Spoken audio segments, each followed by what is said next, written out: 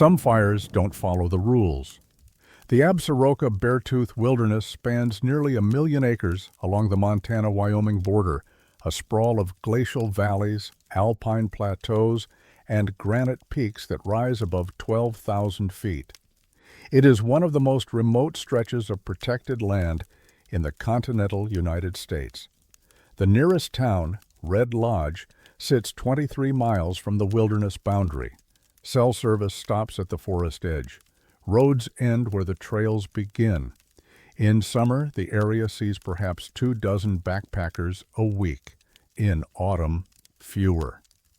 The terrain is unforgiving, loose scree, sudden weather, and elevation gains that leave even experienced hikers gasping.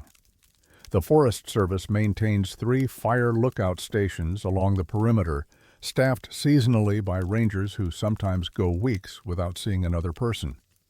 It is the kind of place where nature operates on its own terms, indifferent to human presence. The wilderness has a history of fire. Lightning strikes are common during July and August, igniting spot fires that burn through deadfall and underbrush before rain or containment crews snuff them out. But the fire that began on September 14, 1987, was different from the start. It was first spotted at 1100 hours by a lookout ranger named Douglas Kern, stationed at the East Rosebud Tower.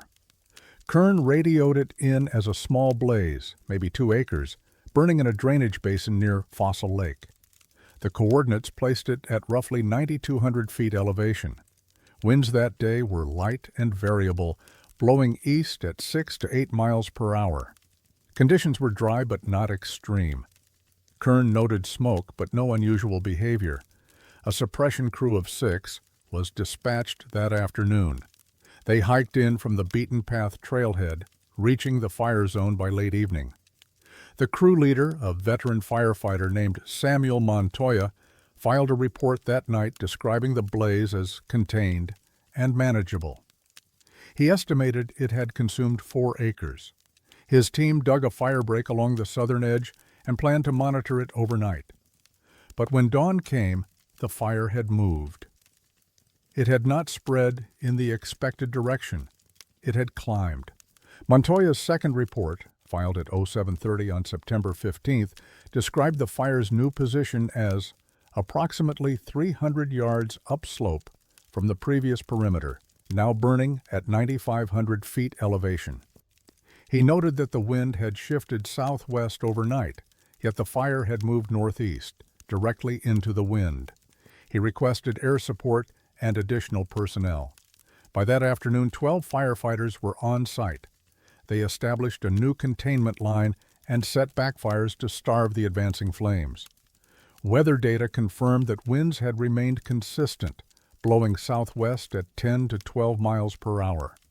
Yet, over the course of the second night, the fire climbed another 200 vertical feet, reaching an elevation of 97 100 feet. It crossed bare rock in places where there was little to burn. Montoya's third report, submitted on the morning of September 16th, included a note that would later be redacted from the official file. Fire movement does not correspond with wind direction, fuel load, or topography. Crew morale affected. 2 members requesting reassignment. The fire continued to climb. On the third night, it crested a ridgeline at 10,000 feet, moving through a section of alpine tundra where vegetation is sparse and winds typically gust above 20 miles per hour. Firefighters watched from below as the flames advanced upslope in a steady, almost deliberate line. One crew member, whose name was removed from later reports, told a local journalist that the fire moved like it knew where it was going. By September 17th, the fire had burned itself out. It stopped at 10,200 feet, just below the snowline, in an area where there was virtually nothing left to consume. Total acreage burned, 43. Total days active, 3. Total injuries, none. Total explanations, none. The Forest Service attributed the fire's movement to complex microclimates and wind eddies common in high-elevation terrain. The official report made no mention of the crew's concerns, the compass malfunctions, or the fact that the fire had climbed nearly 1,000 vertical feet against prevailing wind. But the crew members remembered. Samuel Montoya gave one interview 6 months after the fire to a small regional publication based in Billings. He described standing on the containment line during the second night, watching the flames move uphill. "You could feel it," he said. "Not the heat, something else. Like the air was heavier on one side. Like something was pulling it." He mentioned the compasses.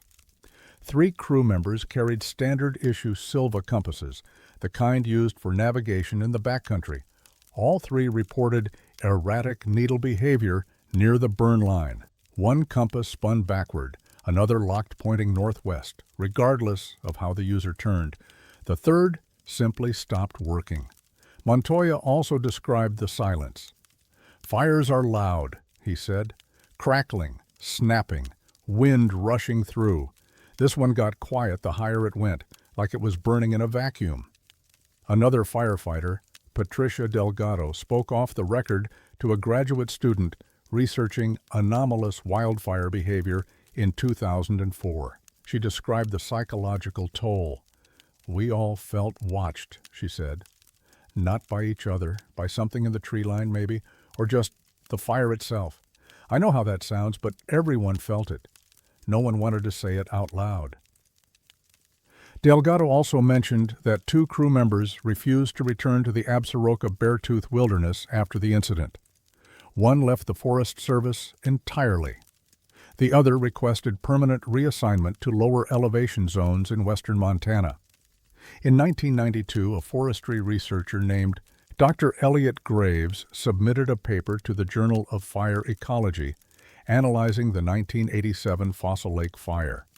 He argued that the fire's movement could be explained by a phenomenon called chimney effect, where steep terrain and thermal updrafts create localized convection currents that push flames upward. His paper was accepted but never published. No reason was given. Graves later told a colleague that he had been contacted by a Forest Service liaison who suggested the case was not representative of typical wildfire behavior and that publishing might create confusion among the public. Graves did not pursue the matter further. In 2001, a backpacker named Trevor Hubbard camped near the original burn site. He reported waking in the middle of the night to the smell of smoke, despite no active fires in the area. His compass, he noted in a trip journal posted online, wouldn't settle, kept drifting northwest like it was being pulled. In 2009, a geological survey team mapping fault lines in the Beartooth Range noted minor magnetic anomalies near Fossil Lake. The anomalies were described as inconsistent and localized, with no clear source. The data was included in an appendix and never followed up. Douglas Kern, the lookout ranger who first spotted the fire, retired in 1994. He moved to Oregon and declined all interview requests. In 2012, a filmmaker attempting to document the incident tracked Kern down by phone. Kern reportedly said, "I saw what I saw. The fire went where it wanted to go, that's all I'll say." The Fossil Lake burn scar is still visible from the air. Vegetation has grown back in most areas, but the path of the fire remains distinct, a narrow ascending line that cuts through forest and scrub, ending abruptly below the ridgeline. Hikers who pass through the area sometimes report disorientation or equipment malfunctions. GPS units lose signal. Phones drain faster than expected. Compasses drift. The Forest Service maintains no signage about the 1987 fire. It does not appear on historical wildfire maps distributed to the public. The suppression reports are available through Freedom of Information requests, but several pages are redacted. The reason cited is personnel privacy. Samuel Montoya passed away in 2019. In his personal effects, his family found a notebook from the fire season of 1987. On the final page, dated September 17th, he had written a single line: "It wasn't wind, it was something else." No one has explained what. The wilderness remains as it was, remote, indifferent, and waiting. The ridge where the fire stopped still holds snow into late summer. And sometimes, when the wind is right, hikers say the air smells like smoke, even when the skies are clear.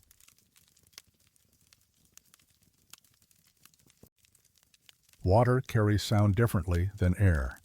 Hyalite Creek runs 22 miles through the northern Gallatin Range, fed by snowmelt from peaks that hold ice well into July. The creek begins at Hyalite Lake, a glacial basin surrounded by granite walls, and descends through dense lodgepole pine forest before emptying into the Gallatin River near Bozeman. The Forest Service maintains a popular recreation area along the lower creek, but the upper stretches, above the reservoir, are accessible only by trail.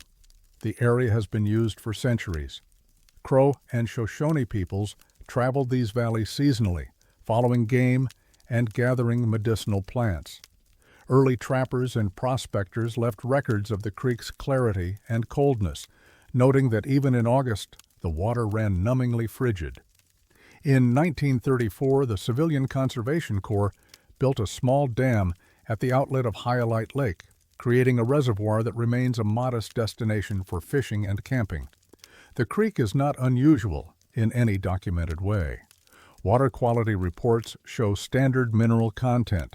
Flow rates vary seasonally, but follow predictable patterns. There are no industrial sites upstream, no abandoned mines, no history of contamination. It is, by all official measures, an ordinary mountain stream. But every spring, when the snow begins to melt, people hear voices in the water. The first documented report came in May of 2003. A day hiker named Carolyn Ruiz was walking the Palisade Falls Trail, which follows the creek for roughly a mile before ascending to a popular waterfall overlook. It was mid-morning. The trail was empty. Ruiz stopped near a bend in the creek to refill her water bottle. She heard someone talking. Ruiz described it in a statement filed with the Forest Service Ranger Station. "I thought there were people just around the bend, maybe sitting by the water. I could hear at least two voices, maybe three. They were having a conversation, not shouting, not whispering, just talking. Normal volume. I couldn't make out the words at first, but it sounded like they were close." She walked upstream, expecting to find other hikers. The voices grew clearer. She could distinguish individual words. One voice, she said, was male, another was female. They seemed to be discussing something mundane, directions maybe, or plans for the day. When she rounded the bend, no one was there. The voices continued. Ruiz stood still, listening. She realized the sound was coming from the creek itself, not from the banks, not from the forest, from the water. She left the trail shortly after and reported the incident to the ranger station that afternoon. The ranger on duty, a seasonal employee named Keith Bandera, noted the report but took no further action. He later said he assumed Ruiz had heard other hikers somewhere upstream and that the acoustics of the canyon had distorted the sound. But other reports followed. In June of 2004, a couple from Billings, Marcus and Leah Tomlinson, camped near the upper section of Hyalite Creek above the reservoir. They woke just after dawn to the sound of voices. Both described hearing a group of people talking nearby, close enough that they expected someone to walk into their campsite at any moment. The conversation lasted several minutes. When they unzipped their tent, they found the area empty. The voices stopped as soon as they stood up. In August of 2005, a fishing guide named Jeffrey Kohler brought a client to a stretch of creek known for cutthroat trout. While rigging his line, Kohler heard what he described as a woman's voice, speaking clearly, maybe 10 feet away. He turned and saw no one. His client standing downstream heard nothing. The reports shared common features. The voices were always heard near the water. They occurred most frequently in late spring and early summer, during peak snowmelt. Witnesses described the conversations as mundane, never shouting, never distressed, never clearly intelligible, but unmistakably human. And the voices always stopped when the listener moved away from the creek or when other people arrived. By 2007, the phenomenon had gained attention among local hiking communities. Online forums dedicated to Montana trails began collecting accounts. A thread on the website Summit Post, titled "Strange Sounds on Hyalite Creek," accumulated 19 first-hand reports between 2007 and 2010. Several users mentioned hearing their own names. One user, posting under the handle Trail Runner MT, described hiking alone near Emerald Lake in May of 2009. I stopped to filter water and heard someone say my name, not yelling it, just saying it like they were trying to get my attention. I looked around, nobody there. Then I heard it again coming from the creek. It was my name. Clear as day, I left. Another user, Backpack Bozeman, posted in 2011, heard voices twice now on the same section of trail. First time, I thought it was other hikers. Second time, I brought a recorder, played it back later. Nothing but water noise. But I heard them. Full sentences. Couldn't make out what they were saying, but it wasn't gibberish. It was conversation. In 2012, a graduate student in environmental science at Montana State University decided to investigate. Her name was Amanda Silvestri. She was studying acoustic ecology, how sound behaves in natural environments, and she became interested in the Hyalite Creek reports after hearing about them from friends who hiked the area. Silvestri spent 3 weekends in May and June camping along the creek with recording equipment. She used high-sensitivity microphones designed to capture low-frequency sounds, the kind used in wildlife research to record animal vocalizations. She positioned microphones at multiple points along the creek and recorded continuously for 12-hour periods.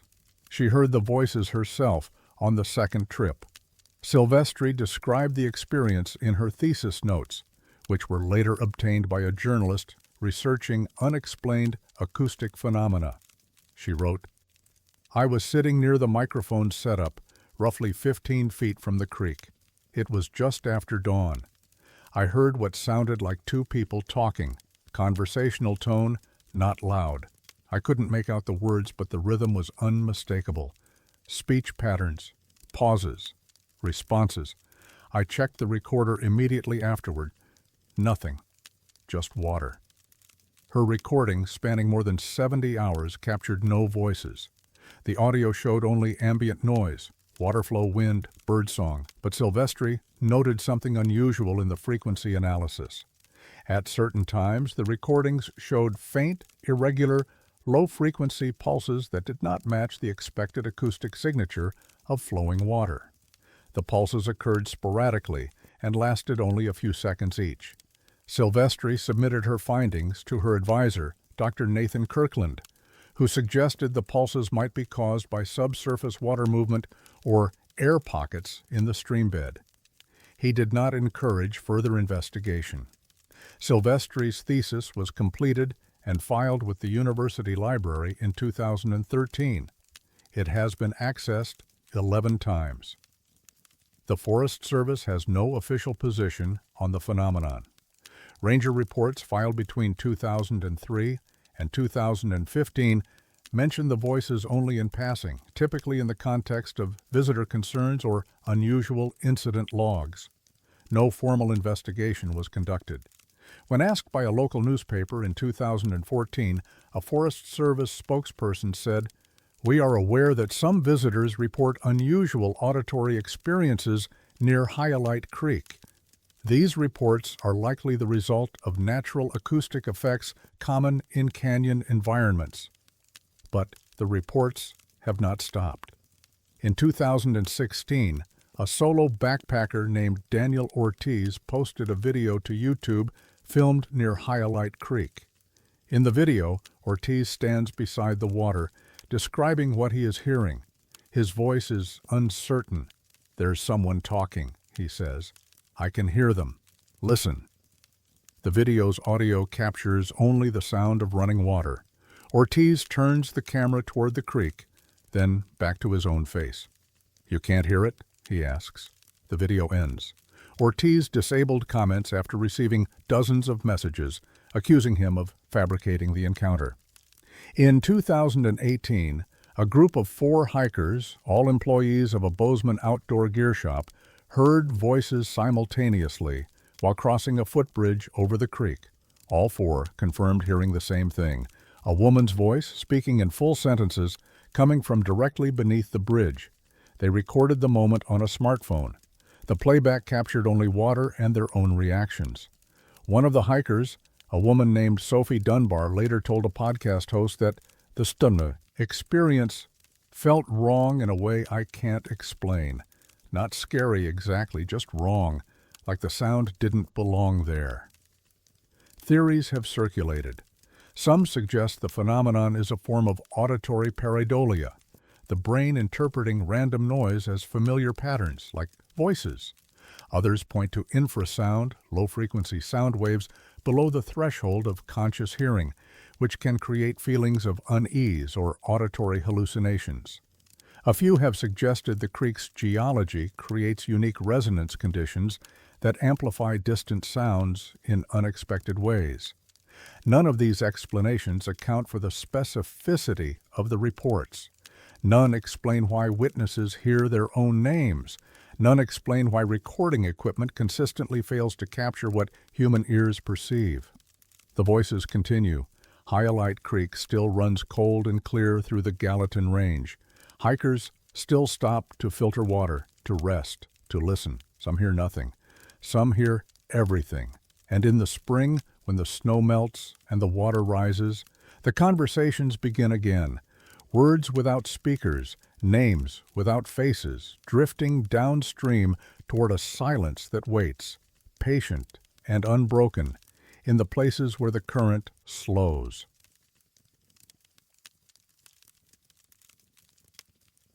Some things refuse to stay gone. Mount Cleveland stands at 10,466 feet, the highest peak in Glacier National Park and the tallest mountain in Montana within park boundaries. It rises at the northern edge of the park, less than 4 miles from the Canadian border, in a stretch of wilderness so remote that fewer than 50 people attempt to summit it each year. There are no maintained trails to the peak. The approach requires crossing unstable scree fields, navigating near vertical rock faces, and traversing glacial terrain that shifts with each season. The mountain was named in 1885 after President Grover Cleveland, though the Blackfeet people, whose ancestral lands include this region, knew it by another name, one that translates roughly to the place where stones gather. Few records explain why. The Blackfeet avoided the upper slopes, according to oral histories collected in the early 20th century, though the reasons given varied. Some elders spoke of unstable ground. Others mentioned poor hunting. A few referenced something less tangible, a sense that the mountain held something that should not be disturbed. The eastern slope, where the cairn appears, is a barren expanse of lichen-covered granite and loose talus. Vegetation is sparse above 9,000 feet, mostly low grasses and hardy wildflowers that bloom briefly in July. The slope receives little traffic. Most climbers approach Mount Cleveland from the west, where the grade is less severe. The eastern route is longer, more exposed, and offers no reliable water sources. It is not a place people linger. The cairn was first documented in a ranger's field report on July 9, 2006. The ranger, a seasonal backcountry patrol officer named Vanessa Pryor, was conducting a routine sweep of the area to assess trail conditions and check for signs of illegal camping. She noted the cairn in her logbook. Stone marker located at approximately 9,800 feet on east slope. 4 feet tall, conical shape, appears recently constructed. No climber registers or identification nearby. Pryor assumed the cairn had been built by climbers as a summit marker or navigational aid. Such structures are common in alpine environments, though park policy prohibits their construction in wilderness areas to preserve the natural landscape. Pryor dismantled the cairn, scattering the stones across a 50-foot radius as per protocol. She photographed the site and filed her report. 3 days later, during a follow-up patrol, Pryor returned to the same location. The cairn was standing again. She noted this in a second report, dated July 12th. Stone marker rebuilt in exact previous location. Configuration appears identical to original. No tracks or signs of human activity observed in vicinity. Pryor dismantled it again, this time marking several of the stones with orange surveyor's paint to track whether the same rocks were being used. She placed a small motion-activated trail camera 30 feet from the site, angled to capture anyone approaching. On July 15th, the cairn was back. The painted stones were part of the structure. The camera had recorded nothing. No movement, no visitors, no light. Just 72 hours of empty mountainside and shifting shadows. Pryor reported the incident to her supervisor, a senior ranger named Douglas Tennant, who had worked in Glacier National Park for 19 years. Tennant reviewed the photographs and logbook entries. He suggested the cairn might be rebuilt by climbers passing through at night, outside the camera's motion detection range, or that animals might be inadvertently repositioning stones in a way that appeared deliberate. Pryor did not find these explanations convincing. She noted in a personal journal later shared with a researcher investigating the case that the cairn's construction was too precise to be accidental. Each stone was placed with intention, she wrote. The balance, the angles, it wasn't random. And the same rocks every time. The painted ones always ended up in the same position. Over the next 4 summers, the cairn was dismantled 17 times by various park personnel. It returned after every dismantling, always within 72 hours, always in the same configuration. In 2008, a geologist named Dr. Raymond Schaefer visited the site as part of a broader study on glacial erosion patterns in Glacier National Park. Schaefer examined the stones used in the cairn and took samples for analysis. His findings, published in an obscure regional geology journal in 2009, noted something unusual. The stones were not native to the area. The rock composition, a metamorphic gneiss with distinct banding, matched formations found at lower elevations, roughly 3 miles south of the cairn's location. The stones would have had to be carried upslope, a task requiring significant effort given their combined weight of over 200 pounds. Schaefer theorized that the cairn might have been constructed decades earlier, possibly by early surveyors or indigenous peoples, and that natural freeze-thaw cycles were causing the stones to shift in ways that mimicked deliberate reconstruction. He acknowledged this theory did not explain the precision of the rebuilding or the absence of weathering one would expect from repeated assembly and disassembly over time. In 2010, Tennant installed a second trail camera at the site, positioned to cover a wider field of view. Both cameras were checked monthly. Neither ever captured footage of the cairn being rebuilt. On 3 separate occasions, cameras recorded the cairn absent in one frame and fully reconstructed in the next, despite the cameras being set to capture images at 30-minute intervals. Tennant declined to discuss the cairn in any official capacity after 2011. When contacted by a journalist writing a feature on unexplained phenomena in national parks, he said only, "It's a pile of rocks." People read too much into these things. But other rangers continued to encounter it. In 2012, a backcountry patrol officer named Miguel Herrera dismantled the cairn and left a handwritten note weighted down by a stone, asking anyone who rebuilt it to contact the Park Service. The note disappeared. The cairn returned. In 2014, Ranger Alicia Townsend recorded a voice memo while standing at the site. Her tone was uncertain. "I've taken it apart twice now," she said. "Both times it's back within a few days. I don't know who's doing this or why, but they're not leaving tracks. The ground here is soft enough that you'd see prints. There's nothing." Townsend also described an unsettling consistency in the cairn's appearance. "It's not just similar," she said. "It's identical. Same number of stones, same height, same tilt to the west. I marked the base stone with a chisel last time. That mark is still there. That exact stone is back at the bottom." In 2016, a small group of academic researchers, 2 anthropologists and a folklorist from the University of Montana, received permission to study the site. They spent a week camped nearby, monitoring the cairn and interviewing park staff. Their report, completed in 2017, concluded that the phenomenon defies conventional explanation, but stopped short of offering an alternative. The report noted that no evidence of human activity had been detected during their observation period, yet the cairn was dismantled and rebuilt twice while they were on site. One of the researchers, Dr. Lillian Post, gave an interview to a regional public radio station in 2018. She spoke carefully. "We documented what we observed," she said. "The cairn rebuilds itself. That's the only way I know how to describe it. If someone is doing it, they're doing it in a way that leaves no trace, no footprints, no tool marks, no disturbance of the surrounding ground.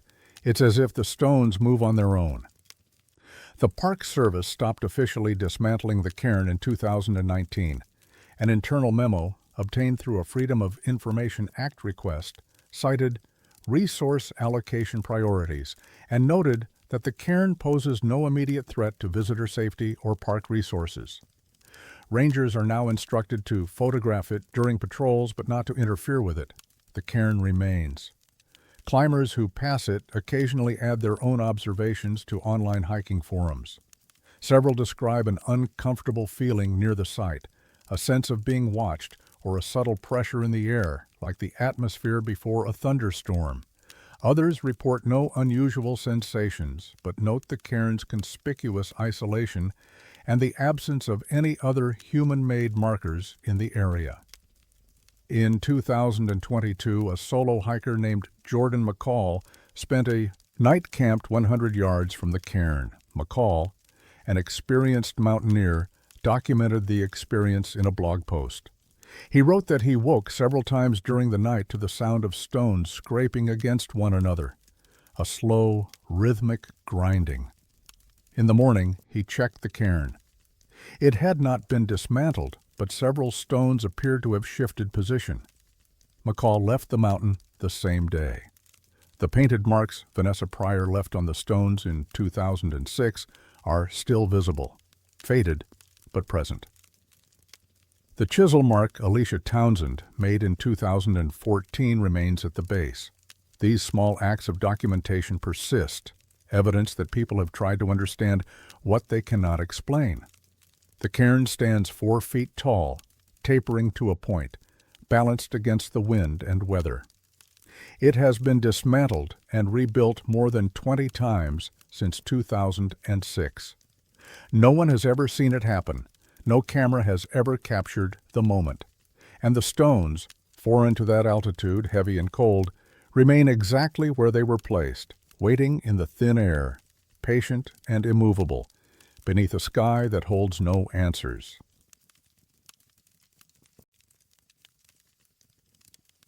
Time doesn't usually announce when it goes missing. Cabinet Gorge Reservoir sits in the narrow valley where the Clark Fork River cuts through the Cabinet Mountains, straddling the Montana-Idaho border.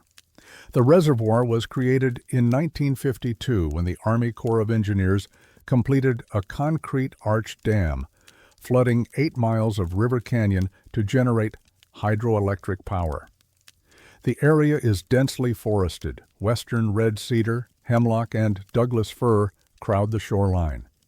Steep slopes rise on both sides, limiting access to a handful of Forest Service roads and primitive campsites. The region has always been isolated. Before the dam, the gorge was considered unnavigable. Indigenous Kootenai peoples traveled around it, not through it, following higher ridgelines to avoid the turbulent water and unstable rock walls.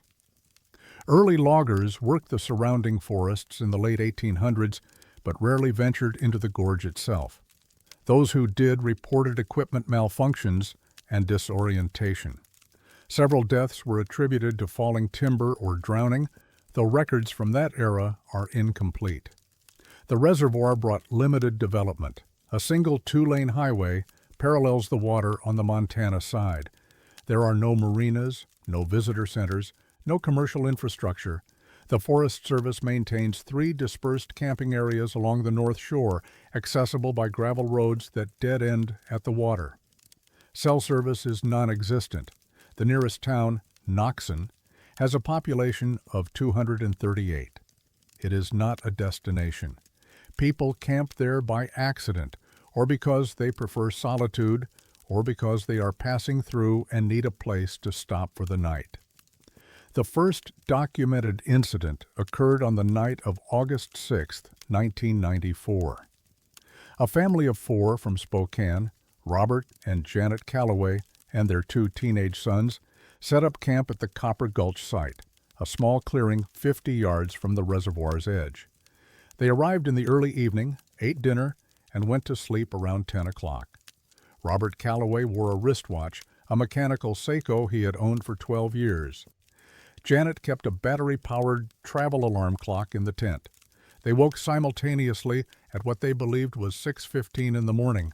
The alarm clock read 7:15. Robert's watch read 7:15.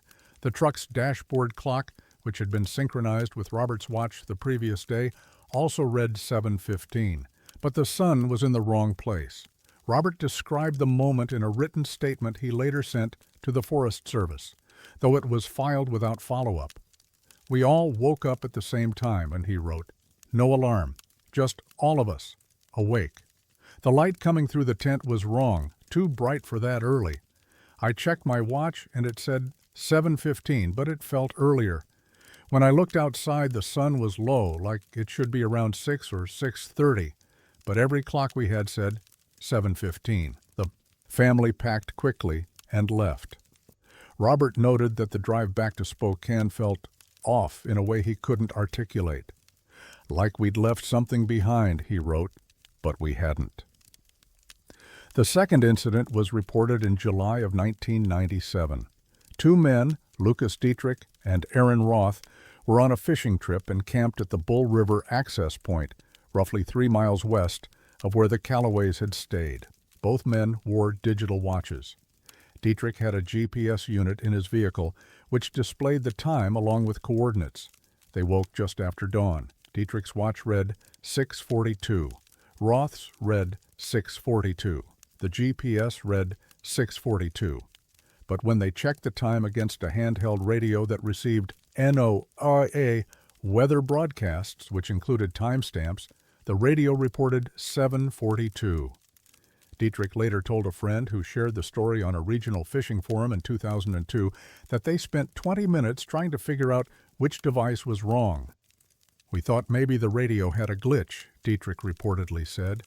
"But then we realized the sun was way higher than it should have been for 6:42. It looked like it was pushing 8.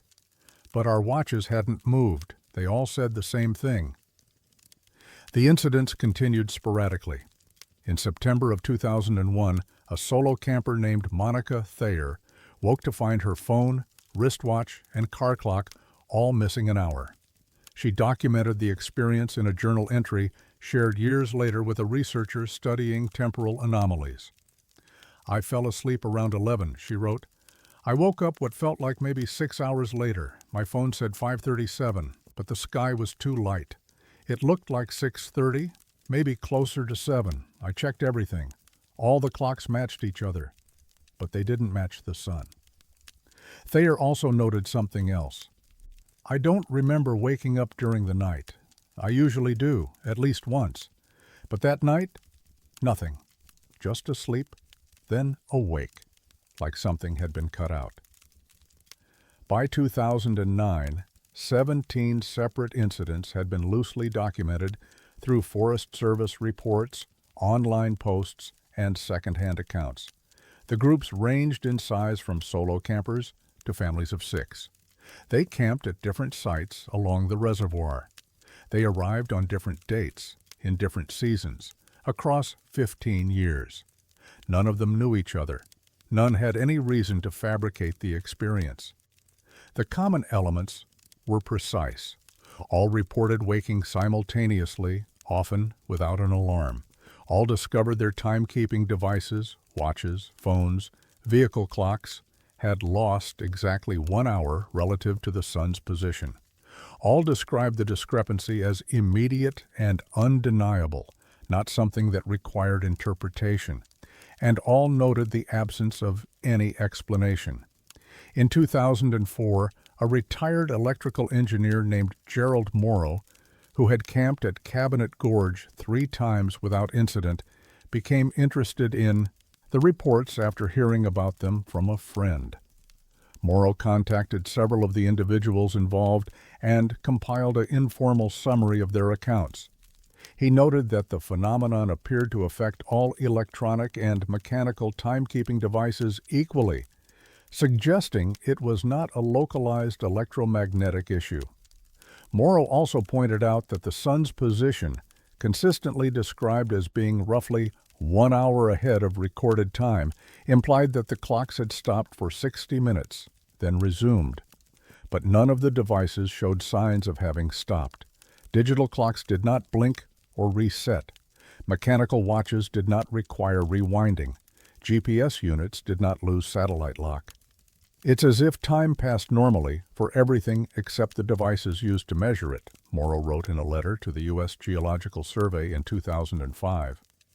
Or perhaps time passed normally for the devices, but not for the people observing them.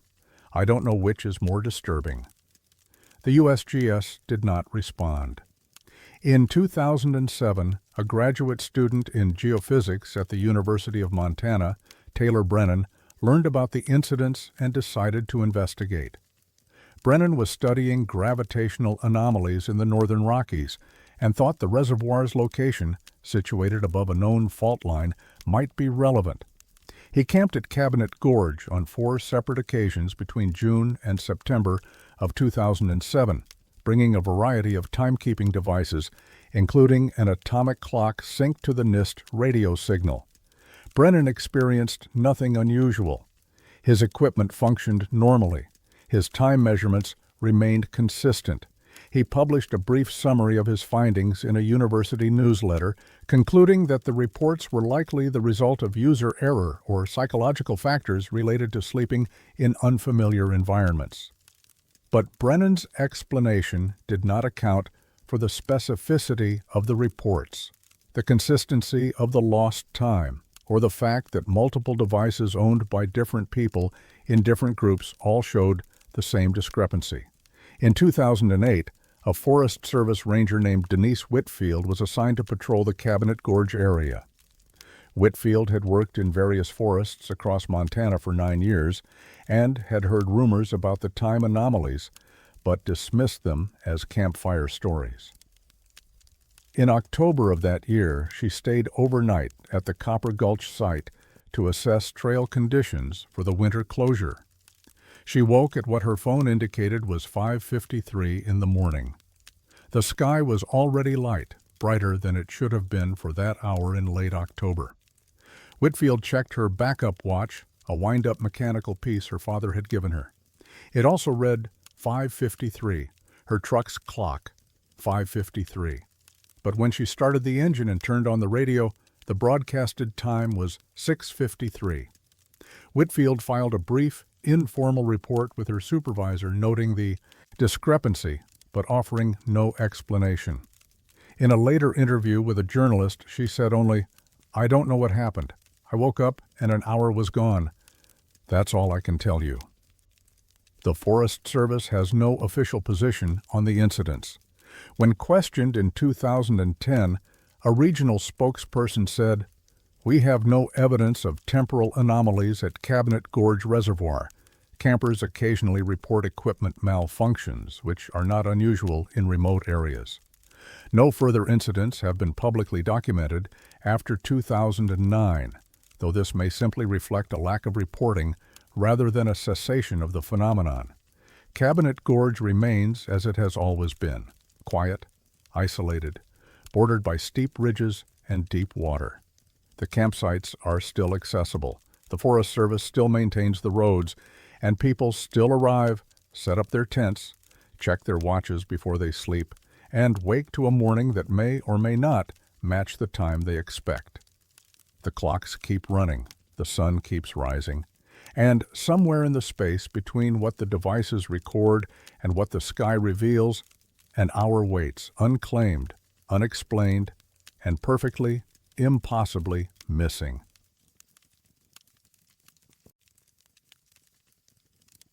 Silence in the wilderness is never truly silent. The Bitterroot Range runs along the Montana-Idaho border for nearly 200 miles, a spine of granite peaks and glacially carved valleys that forms the eastern edge of the Selway Bitterroot Wilderness. The terrain is severe, steep ridges, dense forests of lodgepole pine and subalpine fir, and elevation changes that can exceed 3,000 feet in less than 2 miles. Much of the range is accessible only by foot or horseback. The Forest Service maintains a network of trails, but large sections remain unmapped in detail, designated as primitive areas where human intervention is minimal by design. The area has a reputation for difficult conditions. Weather changes rapidly. Afternoon thunderstorms are common in summer, bringing lightning that has sparked dozens of wildfires over the decades. In winter, snowpack can exceed 15 feet at higher elevations, and avalanche danger persists well into May. The few who work in the Bitterroot backcountry, seasonal rangers, trail crews, fire lookouts, describe it as unforgiving but predictable. Nature operates on its own terms, but those terms are consistent, except when the hum begins. The first documented report came in August of 2001. A trail maintenance crew of 3 was working near the Ward Creek drainage, approximately 8 miles from the nearest trailhead. The crew leader, a Forest Service employee named Victor Lansing, noted the incident in his daily log. He described hearing a low-frequency sound, barely audible, more felt than heard, that seemed to come from no particular direction. Within seconds, all ambient noise ceased. Lansing wrote, "The hum lasted maybe 10 seconds, then everything went quiet. No wind, no birds, nothing. It was like someone turned off the sound. We could talk, but our voices sounded wrong, flat, like speaking in a small room. It lasted maybe 5 minutes. Then it just stopped and everything came back." The other 2 crew members, Jennifer Vasquez and Thomas Okello, confirmed Lansing's account. Vasquez later told a Forest Service investigator that the silence was the strangest thing I've ever experienced in the backcountry. Not peaceful, not natural, just empty. The incident was noted in the crew's report, but attributed to atmospheric conditions, possibly a temperature inversion creating unusual acoustic effects. No further action was taken, but the reports continued. In September of 2003, a fire lookout stationed at the Burnt Knob Tower, a small cabin perched at 7,800 feet, radioed in a similar experience. The lookout, a seasonal employee named Harriet Drummond, described hearing a low hum followed by complete silence that lasted at least 10 minutes. She noted that her radio continued to function. She could transmit and receive, but described her own voice over the radio as dampened, like speaking underwater. Drummond's supervisor, a district ranger named Paul Guerrero, drove to the tower the following day. Guerrero found no equipment malfunctions. He suggested Drummond might have experienced temporary hearing loss due to pressure changes or altitude, though Drummond had worked at the tower for 3 previous seasons without incident. She declined to return for the remainder of that season and requested reassignment the following year. In June of 2006, a survey team from the U.S. Geological Survey was conducting a multi-day GPS mapping expedition in the southern Bitterroot Range. The team included 4 members: lead surveyor Dr. Martin Reyes, geologists Angela Chu and Benjamin Kowalski, and field technician Lena Forsberg. On the afternoon of June 12th, while working near Tin Cup Lake, the team experienced what Reyes later described as an auditory anomaly of unknown origin. Reyes documented the incident in his field notes, which were later obtained through a Freedom of Information Act request. He wrote, "At approximately 1400 hours, we detected a low-frequency sound, possibly subaudible. Duration approximately 15 seconds. Immediately following, all environmental sounds ceased. Wind stopped. No animal calls. No insect activity. Duration of silence, approximately 8 minutes. During this period, vocal communication was possible, but significantly altered. Sound propagation appeared attenuated." Chu, one of the geologists, described the experience in more personal terms during a later interview with a researcher studying unexplained acoustic phenomena. "It felt like the world just paused," she said. "Not in a metaphorical way. Literally, the air felt heavier. When Martin spoke, I could hear him, but it was like he was far away, even though he was standing right next to me. And I remember thinking, why aren't there any birds? Where did everything go?" The team attempted to record the silence using portable audio equipment, but the recordings captured only faint background static. Reyes noted that the silence ended as abruptly as it began, with ambient sound returning as though a switch had been flipped. Over the next decade, at least 14 separate incidents were reported by Forest Service personnel, researchers, and backcountry users. The incidents shared consistent characteristics: a low-frequency hum lasting between 8 and 20 seconds, followed by a period of total acoustic deadness lasting between 4 and 19 minutes. During the silence, human voices were audible but distorted, described variously as muffled, flat, distant, or wrong. Wind stopped. Birds ceased calling. Insects went silent. Even the sound of water, streams, rain, became inaudible or drastically reduced. In 2009, a wildlife biologist named Dr. Sandra Miyamoto was conducting a multi-week study on elk migration patterns in the Bitterroot Range. On August 4th, while setting up a remote camera trap near Big Creek, she experienced the phenomenon. Miyamoto was alone at the time. She described the experience in a research journal entry. "The hum was unsettling, not loud, but pervasive. I felt it in my chest. Then silence, complete. I clapped my hands to test if I'd gone deaf. I could hear the clap, but it sounded like I was hearing it through a pillow. I called out. My voice sounded like it was being absorbed by something. I stayed still for what felt like 15 minutes. Then it ended. Birds started calling again. Wind returned. Everything back to normal." Miyamoto reported the incident to the Forest Service, but received no follow-up. She later told a colleague that she felt profoundly uneasy during the silence, though she could not articulate why. "It wasn't fear exactly," she said, "more like awareness that something was paying attention." In 2011, the Forest Service commissioned a brief internal review of the reports.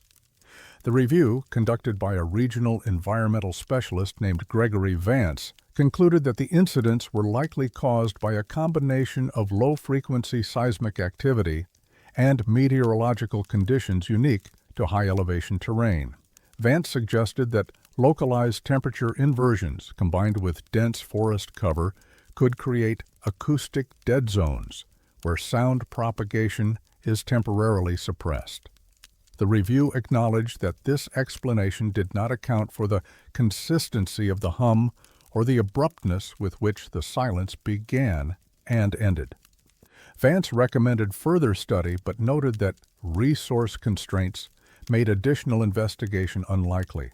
The review was filed and not widely distributed. In 2013, a forestry technician named Ramon Ibarra was hiking alone near Lolo Peak when he encountered the phenomenon. Ibarra was an experienced backcountry worker with 12 years in the Forest Service.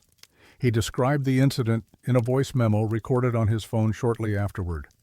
"I heard the hum, low, like a generator running somewhere far off. Then nothing. I mean nothing. I stopped walking. I could hear my boots on the ground, but barely. I tried yelling. My voice just died. Like the sound went 2 feet and stopped. I don't know how long it lasted. Maybe 10 minutes. Maybe longer. When it ended, I left. Didn't finish the trail assessment. Just left." Ibarra requested a transfer to a different ranger district 3 weeks later. He declined to discuss the incident in any official capacity. In 2016, a group of 5 backpackers, unaffiliated with the Forest Service, experienced the silence while camping near the Selway Divide. The group posted about the experience on a wilderness hiking forum. One member, posting under the username Trail Wanderer, wrote, "We all heard it at the same time, a low hum like something electric but far away. Then everything went quiet. No wind, no rustling, no bugs. We could talk to each other, but it sounded weird, like we were in a soundproof room. It lasted maybe 12 minutes. Then it was over. We packed up and hiked out the next morning. None of us wanted to stay." No scientific explanation has been confirmed. Seismic monitoring stations in the region show no unusual activity corresponding to reported incidents. Meteorological data reveals no consistent weather patterns. Acoustic researchers have noted that true acoustic dead zones are extremely rare and typically require specific architectural or geological features not present in open wilderness. The phenomenon persists. Forest Service personnel continue to report incidents, though many do so informally, reluctant to file official reports. The Bitterroot Range remains as it has always been, remote, rugged, indifferent to human presence, and somewhere in its valleys and ridges, the hum arrives without warning, a precursor to a silence that should not exist, settling over the landscape like a held breath, waiting to be released.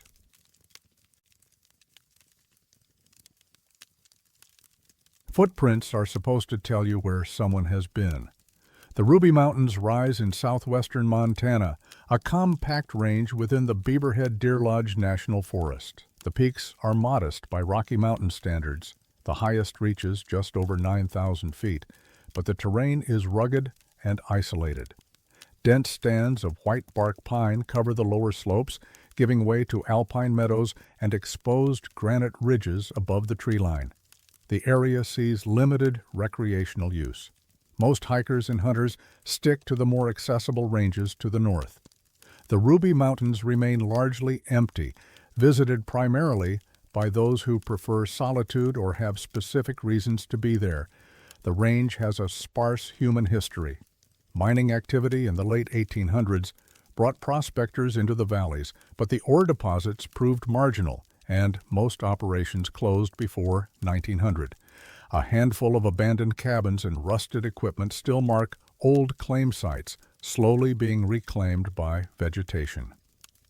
The Forest Service maintains 2 trails through the area, though neither is heavily trafficked. In winter, the mountains are nearly deserted. Snow closes the access roads by late November, and they don't reopen until April or May. The ridgeline, where the prints were found, runs east to west along the crest of Ruby Mountain, connecting 2 minor peaks through a series of saddles and rock outcrops.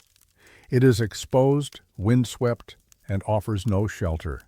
In winter, snow accumulates in drifts that can reach 6 or 7 feet in places, sculpted by wind into shapes that shift with each storm. On February 14, 2011, a backcountry skier named Isaac Lundgren was traversing the ridgeline. Lundgren was an experienced mountaineer, a search and rescue volunteer based in Dillon, Montana, who often explored remote areas during the off-season.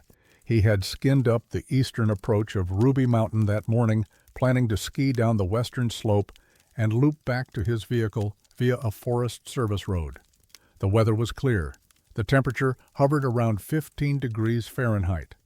Fresh snow had fallen 3 days earlier, roughly 8 inches, and the surface was undisturbed except for wind patterns and occasional animal tracks.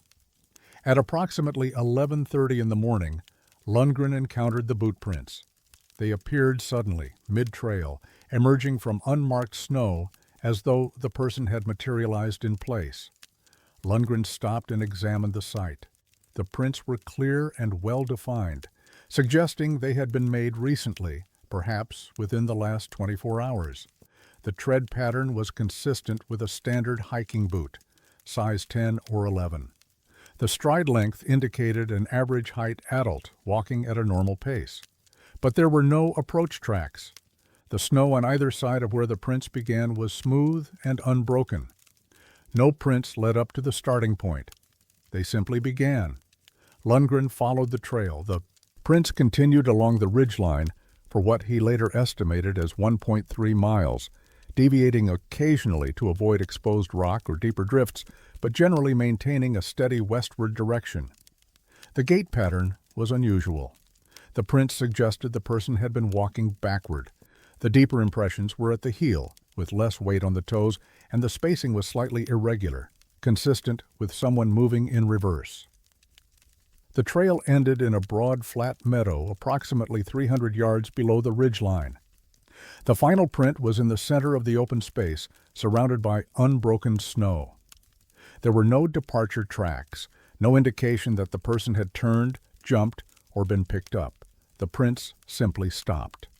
Lundgren took photographs with a digital camera and marked the location with a handheld GPS unit.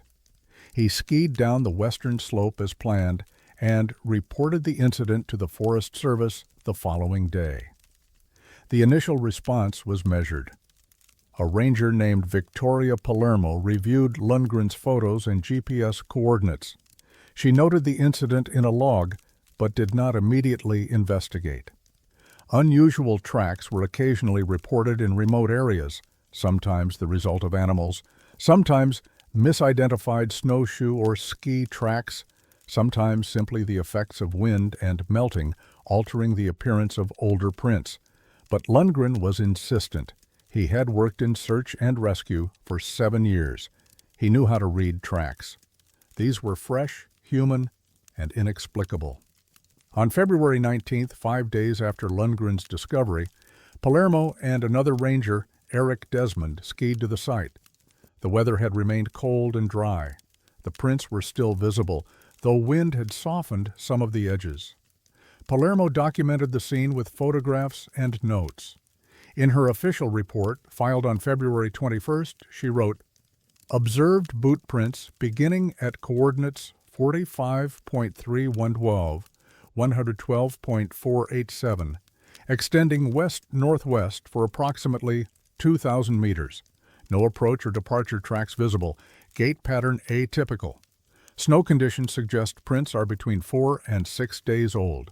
No explanation for origin or terminus of tracks." Desmond, in a separate statement, noted, "The prints looked like someone had walked backward along the ridge.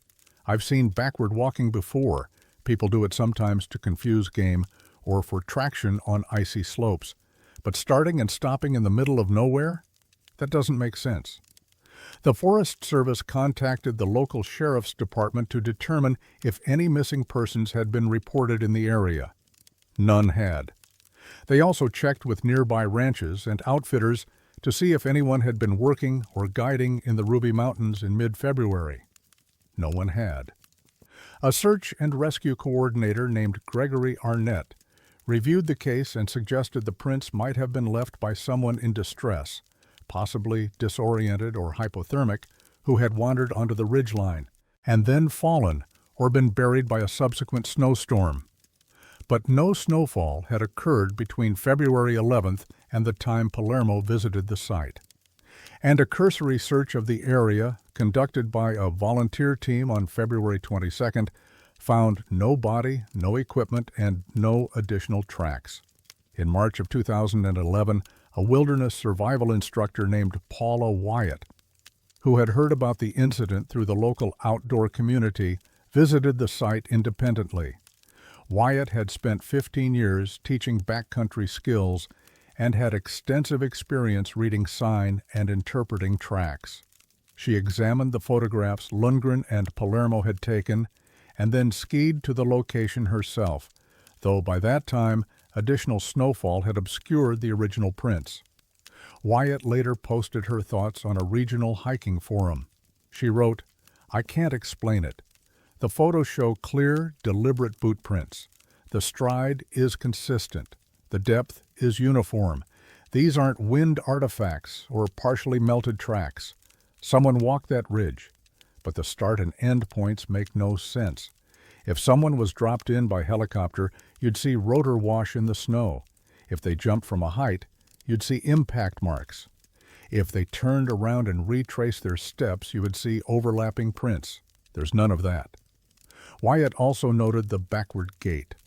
Walking backward for over a mile in winter conditions is exhausting and dangerous. You can't see where you're going. You're at constant risk of tripping or falling. Why would anyone do that? And if they did, where did they come from? Where did they go? In April of 2011, a journalist from a Butte newspaper, David Korhonen, wrote a short article about the incident. The article included interviews with Lundgren and Palermo, along with photographs of the tracks. The piece generated modest local interest, but no new information. A few readers suggested the prints might have been a hoax, someone deliberately creating an unexplained trail for attention or amusement. But no one came forward to claim responsibility, and the logistics of executing such a hoax in a remote, snowbound location made the theory implausible.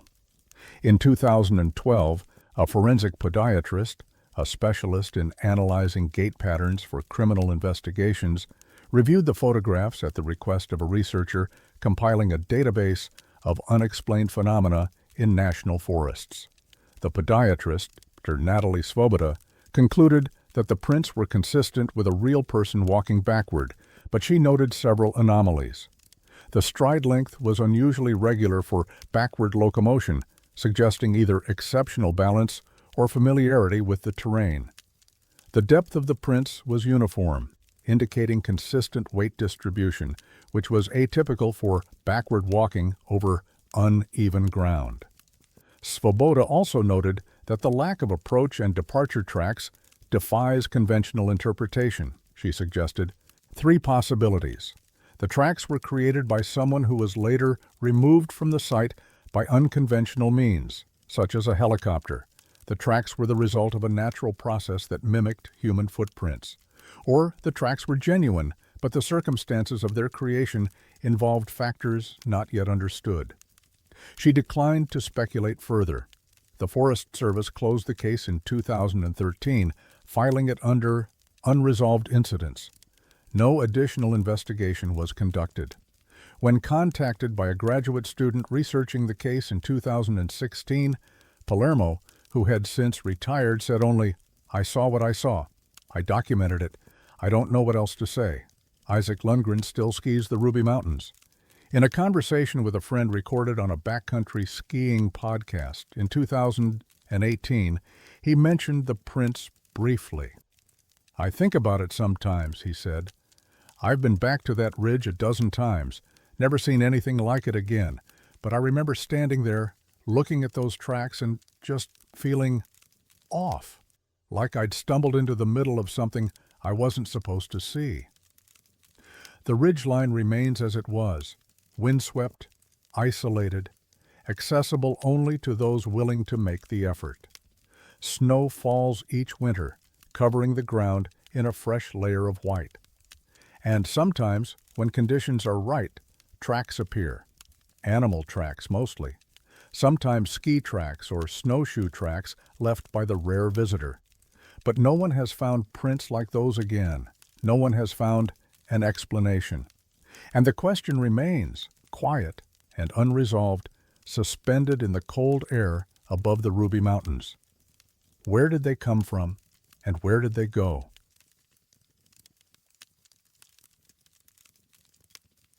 Ice forms according to rules that rarely bend. Georgetown Lake sits at 6,300 feet elevation in the Flint Creek Range of western Montana, roughly 15 miles west of Anaconda. The lake is artificial, created in 1998 when the Montana Power Company dammed Flint Creek to provide water for hydroelectric generation and mining operations in the valley below. The reservoir covers 2,800 acres when full, with an average depth of 25 feet and a maximum depth, according to official surveys, of 42 feet near the dam. The area has a mining history stretching back to the 1860s. Copper, silver, and manganese were extracted from the surrounding hills for over a century, leaving behind a network of abandoned shafts and tailings ponds. By the 1980s, most operations had ceased, and the lake transitioned to recreational use. It became popular for fishing, rainbow trout, kokanee salmon, and northern pike, and in winter for ice fishing and snowmobiling across the frozen surface. The lake freezes reliably.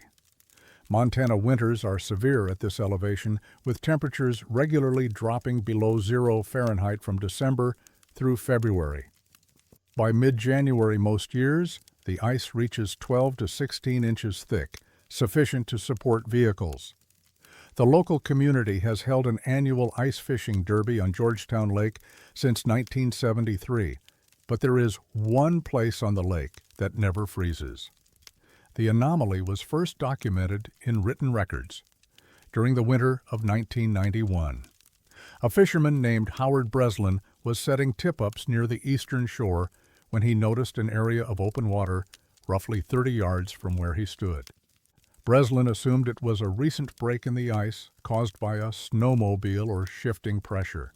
He approached cautiously and found a nearly perfect circle of dark, unfrozen water, approximately 40 feet in diameter. The edges were clean, not jagged or fractured as one would expect from ice breaking under stress. The water within the circle appeared calm, undisturbed by wind despite the exposed location. Breslin noted the temperature that day was 7 degrees below zero. He mentioned the anomaly to other fishermen at the boat launch, but no one investigated further. The circle appeared again the following winter, in approximately the same location, and the winter after that. By the mid-90s, it had become a known oddity among locals, referred to casually as the hole, or the warm spot, though few gave it serious attention.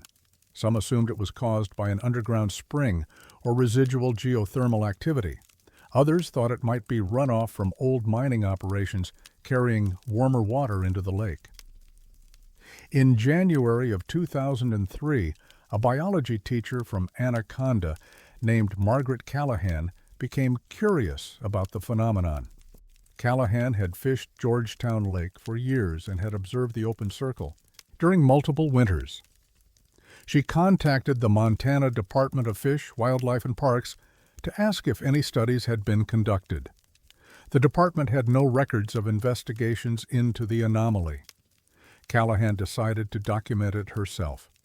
On January 18, 2003, she drove to the lake with a handheld GPS unit, a thermometer, and a camera. The temperature that day was 4 degrees below zero. The lake was frozen solid except for the circle, which she measured at 41 feet in diameter. She took water temperature readings at the edge of the circle and 10 feet into the open water. Both readings showed 33 degrees Fahrenheit, just above freezing, but not warm enough to suggest a hot spring. Callahan also attempted to measure the depth using a weighted fishing line. At the edge of the ice, the lake was 26 feet deep, consistent with known depths in that area. But when she moved to the center of the circle and dropped the line, it continued to descend. She ran out of line at 100 feet. The weight had not touched bottom. Callahan reported her findings to the Department of Fish, Wildlife, and Parks. A wildlife biologist named Stephen Marquette reviewed her notes and photographs. Marquette was skeptical. He suggested Callahan's depth reading was inaccurate. Possibly the line had snagged on submerged debris or drifted with an underwater current. He noted that official bathymetric surveys showed no such depth variation in that area of the lake. But Callahan's observation prompted Marquette to review those surveys. The most recent comprehensive mapping had been conducted in 1986 using sonar equipment mounted on a small boat. The data showed a relatively flat lake bottom with a maximum depth of 42 feet near the dam. No anomalies were noted. In February of 2004, Marquette visited Georgetown Lake himself. The circle was present, roughly the same size and location as Callahan had described. Marquette brought a portable depth finder, a recreational-grade sonar unit used by fishermen. He measured depth at several points around the lake, confirming the expected 20 to 30-foot readings. When he positioned the boat at the edge of the open circle and activated the sonar, the display showed 28 feet. When he moved into the center of the circle, the display read 132 feet. Marquette tested the equipment at multiple locations to rule out malfunction. The readings were consistent everywhere except within the circle. He filed a brief report with his supervisor, noting the discrepancy, but offering no explanation. The report was logged and not pursued further. In 2006, a local newspaper, the Anaconda Leader, published a short article about the phenomenon. The piece interviewed several residents, including Callahan and a fishing guide named Tom Rafferty. Rafferty had guided clients on Georgetown Lake for 18 years. He described the circle as unnatural. "It's always there," Rafferty told the reporter. "Same spot, same size. Doesn't matter how cold it gets. I've seen it in weather that freezes everything else solid. That water should be ice, but it's not." Rafferty also mentioned something he found unsettling. "I won't fish near it anymore," he said. "Not since 2002. I was out there with a client, and we drifted close to the edge. My fish finder went haywire. The screen just filled with noise. And I felt, this is going to sound strange, but I felt like something was below us. Not a fish, something else. We left." The article generated modest local interest, but no official response. The Department of Fish, Wildlife, and Parks issued no statement. The Montana Bureau of Mines and Geology, which maintains records of geothermal and geological features in the state, had no documentation of unusual activity at Georgetown Lake. In 2009, a graduate student in geology at the University of Montana, Nina Kowalczyk, learned about the anomaly through an online forum dedicated to unexplained natural phenomena. Kowalczyk was studying subsurface hydrology and thought the open circle might provide an opportunity to investigate groundwater interaction with surface lakes. She received permission from her advisor to conduct a preliminary investigation. Kowalczyk visited the lake in January of 2010. She brought a thermal imaging camera to detect any heat source that might prevent freezing. The camera showed no significant temperature variation. The water in the circle registered at 33 degrees, identical to the surrounding lake water beneath the ice. There was no geothermal signature, no warm water plume, no indication of any heat source. Kowalczyk also brought a more sophisticated depth sounder, a research-grade unit capable of detailed bottom profiling. Her readings confirmed what Marquette and Callahan had reported. The lake bottom within the circle dropped to between 120 and 140 feet, depending on the exact position. Outside the circle, the depth remained consistent with official surveys, 25 to 30 feet. Kowalczyk attempted to obtain core samples from the lake bottom, but her equipment was not designed for depths greater than 50 feet. She noted in her field report, "The depth anomaly is real and measurable. It does not appear on any existing maps. The absence of thermal activity suggests the open water is not maintained by heat. The mechanism preventing ice formation is unknown. Kowalczyk's advisor, Dr. Leonard Parrish, reviewed her findings and suggested she focus her thesis on more conventional hydrological questions. He later told a colleague that the Georgetown Lake anomaly was interesting but not scientifically productive, and that pursuing it would not advance Kowalczyk's academic career. Kowalczyk completed her degree in 2012 with a thesis on a different topic. Her Georgetown Lake data was included as an appendix but not analyzed in depth. In 2014, a team of amateur underwater explorers, 3 divers experienced in cold water and high-altitude diving, received permission from Montana Fish, Wildlife, and Parks to investigate the circle. The team included Russell Gaines, an instructor with over 500 logged dives, along with 2 colleagues, Dana Novak and Peter Yim. The dive took place on March 2, 2014. Water temperature was 34 degrees. Visibility was poor, approximately 10 feet. The divers descended together, following a guide rope. At 30 feet, they reached what should have been the lake bottom based on official maps. There was no bottom. The descent continued. At 60 feet, Gaines signaled to turn back. The visibility had worsened and the cold was affecting their equipment. As they ascended, Novak reported seeing what she described as a structure below them, something angular and non-natural.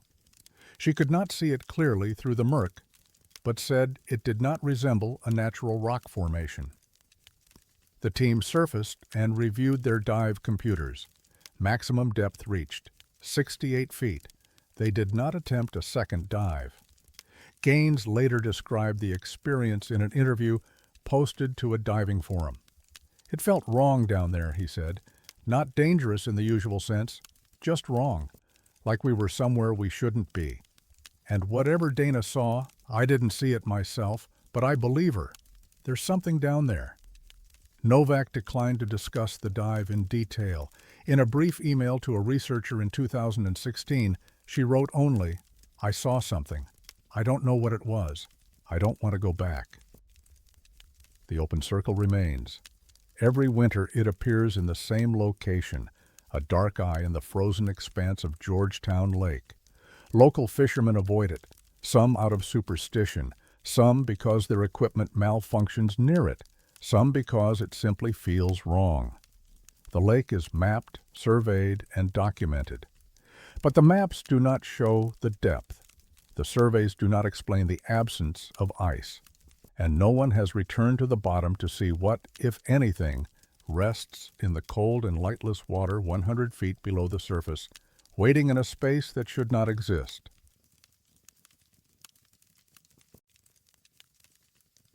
Not all signals are meant to be heard. The Crazy Mountains rise abruptly from the plains of south-central Montana, a compact range of jagged peaks and steep-walled canyons visible for over 100 miles in clear weather. The range is roughly 30 miles long and 15 miles wide, isolated from other mountain systems by rolling grassland. Local names for the range vary: the Crazies, the Crazy Woman Mountains, but most who know the area simply call them remote. The highest peak, Crazy Peak, reaches 11,214 feet. The terrain is rugged and unstable. Rockfall is common. Trails are poorly maintained or non-existent. The Forest Service manages the western slopes, but much of the eastern side is private ranch land, inaccessible to the public. Weather changes without warning. Thunderstorms build quickly in summer, bringing lightning that has sparked numerous wildfires. In winter, avalanche danger is high. The area has a reputation. Crow and Shoshone peoples considered parts of the range spiritually significant but dangerous, and oral histories reference places within the mountains that were avoided. Early settlers in the 1880s reported strange lights and unexplained disappearances. Between 1900 and the present, at least 18 people have vanished in the Crazy Mountains under unclear circumstances. Search efforts have recovered some remains, but several cases remain open. The range is quiet in a way that feels deliberate. Birdsong is sparse at higher elevations. Wind moves through the canyons with a low, steady sound that can last for hours. And on certain frequencies, if you carry a radio, you might hear something that shouldn't be there. The first documented report came in August of 1998. A backpacker named Gerald Whitmore was hiking the Sweetgrass Creek Trail, a remote route that follows a drainage on the northern edge of the range. Whitmore carried a small battery-powered AM/FM radio to listen to weather forecasts. The device was a basic model, nothing specialized, designed for casual use, not backcountry navigation.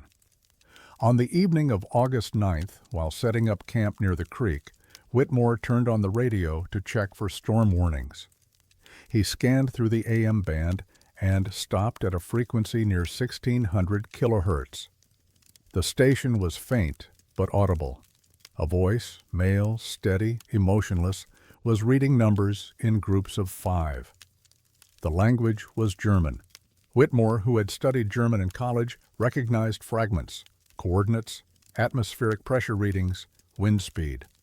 The voice paused, then repeated the sequence.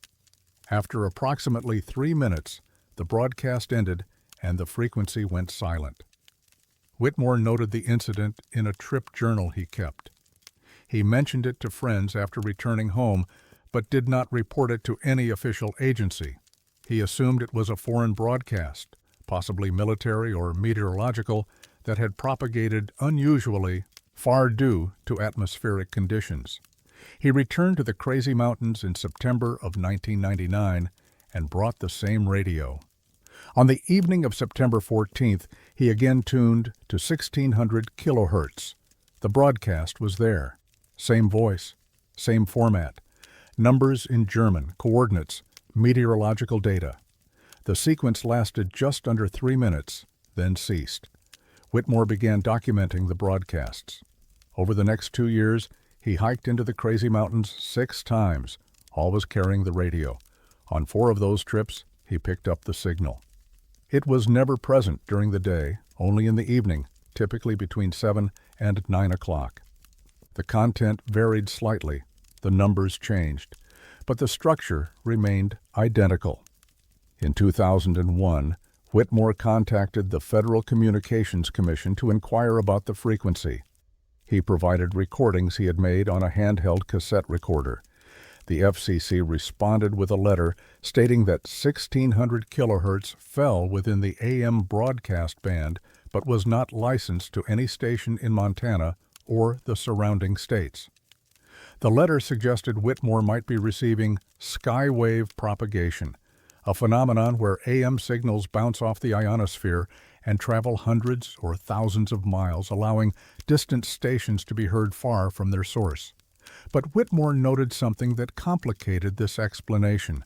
The signal was only audible in the Crazy Mountains. He tested the radio at his home in Bozeman, roughly 50 miles away. No signal. He tested it in other mountain ranges, the Bridgers, the Absarokas. No signal. Only in the Crazies, and only at certain elevations, could the broadcast be received. In 2003, Whitmore posted about the phenomenon on an online forum dedicated to shortwave radio and unusual broadcasts. The post attracted attention from a small community of radio enthusiasts and signal hunters. One user, identifying himself as a retired broadcast engineer named Albert Kerner, suggested the signal might be coming from a repeater or low-power transmitter hidden somewhere in the mountains. But Kerner acknowledged this was speculative. If there's a transmitter, he wrote, it's not registered. And in terrain like that, maintaining a transmitter without anyone knowing would be difficult. Not impossible, but difficult. In June of 2004, 2 members of the forum, Marcus Aldridge and Rita Koenig, traveled to the Crazy Mountains to investigate. Both were experienced radio operators with backgrounds in electronics. They brought handheld receivers, directional antennas, and GPS equipment. Their goal was to triangulate the source of the broadcast.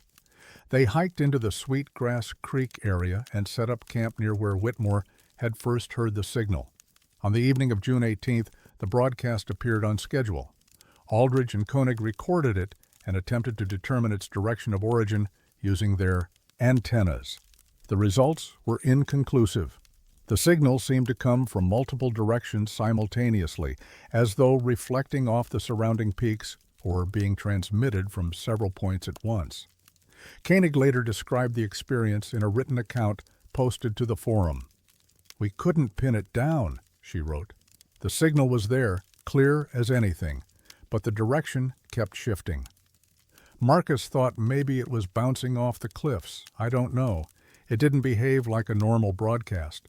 Aldridge noted something else. "The voice never changed," he said in a follow-up post. "Same cadence, same tone, same pronunciation. We recorded it on 3 separate nights. I compared the audio files. It's identical, not similar. Identical, like it's the same recording playing on a loop."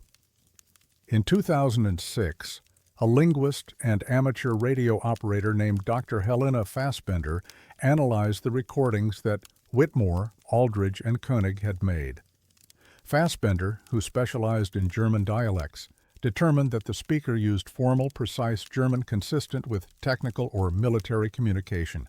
The accent was neutral, offering no clear regional markers. Fassbender also translated the content. The broadcasts included barometric pressure readings, wind speeds, and temperature, standard meteorological data. But the coordinates presented in the broadcasts did not correspond to any known location system. They were not latitude and longitude. They were not universal transverse Mercator coordinates. Fassbender noted, "The numbers follow a consistent format, but they don't map to anything I can identify. Either they're using a proprietary system or they're referencing something that isn't on any map." In 2008, a journalist from a Montana public radio station, Kevin Stroud, produced a short feature on the phenomenon. The piece included interviews with Whitmore and excerpts from the recordings. Stroud contacted the FCC, the National Oceanic and Atmospheric Administration, and the Department of Defense to inquire whether any agency operated a transmitter in the Crazy Mountains. All 3 agencies responded that they had no equipment or operations in that area. Stroud also spoke with a Forest Service ranger, Denise Halloran, who had worked in the Crazy Mountains for 12 years. Halloran said she had heard rumors of the broadcast, but had never encountered it herself.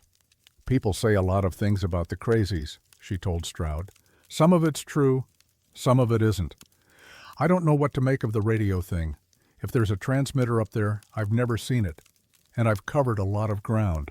In 2011, a team of 3 hikers, including a broadcast technician named Luis Navarro, attempted to locate the transmitter's physical source. Navarro brought a spectrum analyzer and signal strength meter. The team spent 5 days searching the area where the signal was strongest, hiking ridgelines, and inspecting remote canyons for any sign of equipment. They found nothing. No antennas, no cables, no structures. The signal continued to broadcast, but its origin remained invisible. Navarro later wrote, "A transmitter needs power.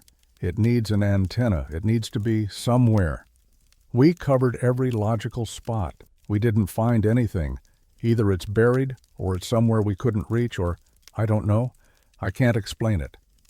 In 2014, a graduate student in atmospheric science at Montana State University, Jordan Pacheco, reviewed the recordings as part of a broader study on unusual radio propagation in mountainous terrain. Pacheco noted that the signal's behavior did not match typical skywave propagation patterns. Skywave signals fade in and out, Pacheco explained in a thesis presentation. They're inconsistent. This signal is stable. It doesn't drift. It doesn't fade. It's there or it isn't. That suggests a local source, but no one's found one. The FCC conducted a brief field investigation in 2016. 2 enforcement officers hiked into the Sweetgrass Creek area with portable direction-finding equipment. They did not detect the broadcast during their visit. In a report filed in November of that year, the officers noted, "Unable to confirm signal on frequency 1600 kilohertz. No unauthorized transmissions observed. Investigation closed." But the broadcasts have continued. Hikers still report hearing them sporadically in the evenings at certain elevations in the Crazy Mountains. The voice remains the same. The numbers change, but the pattern holds. And no one has explained where it comes from, who transmits it, or why. The Crazy Mountains remain as they have always been, isolated, indifferent, rising from the plains like a wall. The trails wind through canyons that hold their secrets quietly. And somewhere in that silence, on a frequency no one owns, a voice continues to read numbers into the thin mountain air, patient and precise, broadcasting to an audience that was never meant to listen.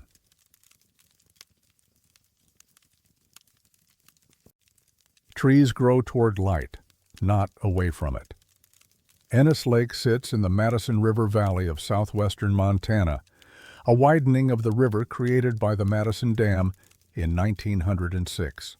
The reservoir is shallow and weedy, stretching roughly 8 miles between the towns of Ennis and McAllister. The valley floor is broad and relatively flat, bordered to the east by the Madison Range and to the west by the Tobacco Root Mountains. The area is known for ranching and fly fishing. Summer homes and cabins dot the shoreline, but much of the surrounding land remains undeveloped, a mix of private ranch land and Bureau of Land Management holdings. The vegetation is typical of the northern Rockies at this elevation: sagebrush and grassland in the open valley, scattered stands of ponderosa pine and Douglas fir on the hillsides, and dense lodgepole pine forests at higher elevations. Lodgepole pines are hardy, adaptable trees that grow straight and tall in favorable conditions. They dominate much of the region's forested landscape, except in one place. Approximately 3 miles north of Ennis Lake, on a gently rolling plateau between the valley floor and the foothills, there is a forest of lodgepole pines that does not grow straight. Every tree, over 200 acres of them, leans eastward at an angle of roughly 35 degrees from vertical. The tilt is uniform. From a distance, the forest looks like it has been pushed by an invisible hand, frozen mid-fall. The anomaly was first noted in written records by a surveyor named Thomas Wickham in 1923. Wickham was mapping property boundaries for a ranch expansion and passed through the area on horseback. In his field notes preserved in the files of the Montana Historical Society, he wrote, "Observed peculiar growth pattern in pine stand north of lake. Trees uniformly inclined to east. No apparent cause. Ground level. No wind damage evident." Wickham did not investigate further. His notes suggest he considered it a curiosity, but nothing more. The forest remained largely unexamined for decades. It was not near any major roads or trails. The land changed hands several times over the years, passing from ranchers to the federal government and back again. Few people had reason to visit it. In 1976, a forestry student from the University of Montana named Sarah Calloway was conducting a summer inventory of tree species in the Madison Valley. She came across the leaning forest while hiking off-trail and was struck by its appearance. She photographed the site and collected measurements from several trees. All showed the same eastward lean, consistent across the stand.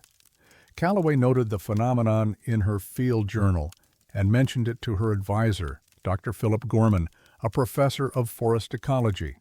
Gorman was skeptical.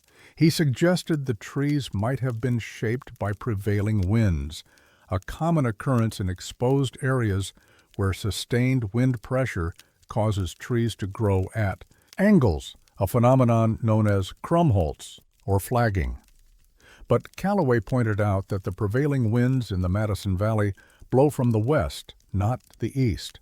If wind were the cause, the trees should lean eastward in response to westerly winds. But trees shaped by wind lean away from the wind direction, and their growth is typically asymmetrical, with branches more developed on the leeward side. The trees near Ennis Lake showed no such asymmetry. They were evenly branched, healthy, and simply tilted. Gorman visited the site in August of 1976. He confirmed Callaway's observations. The trees were uniform in their angle, showed no signs of wind damage or disease, and grew on flat or gently sloping ground that offered no mechanical explanation for the tilt. Gorman took soil samples and noted the species composition. The stand was almost exclusively lodgepole pine, with a few scattered Engelmann spruce and subalpine fir, all showing the same eastward lean.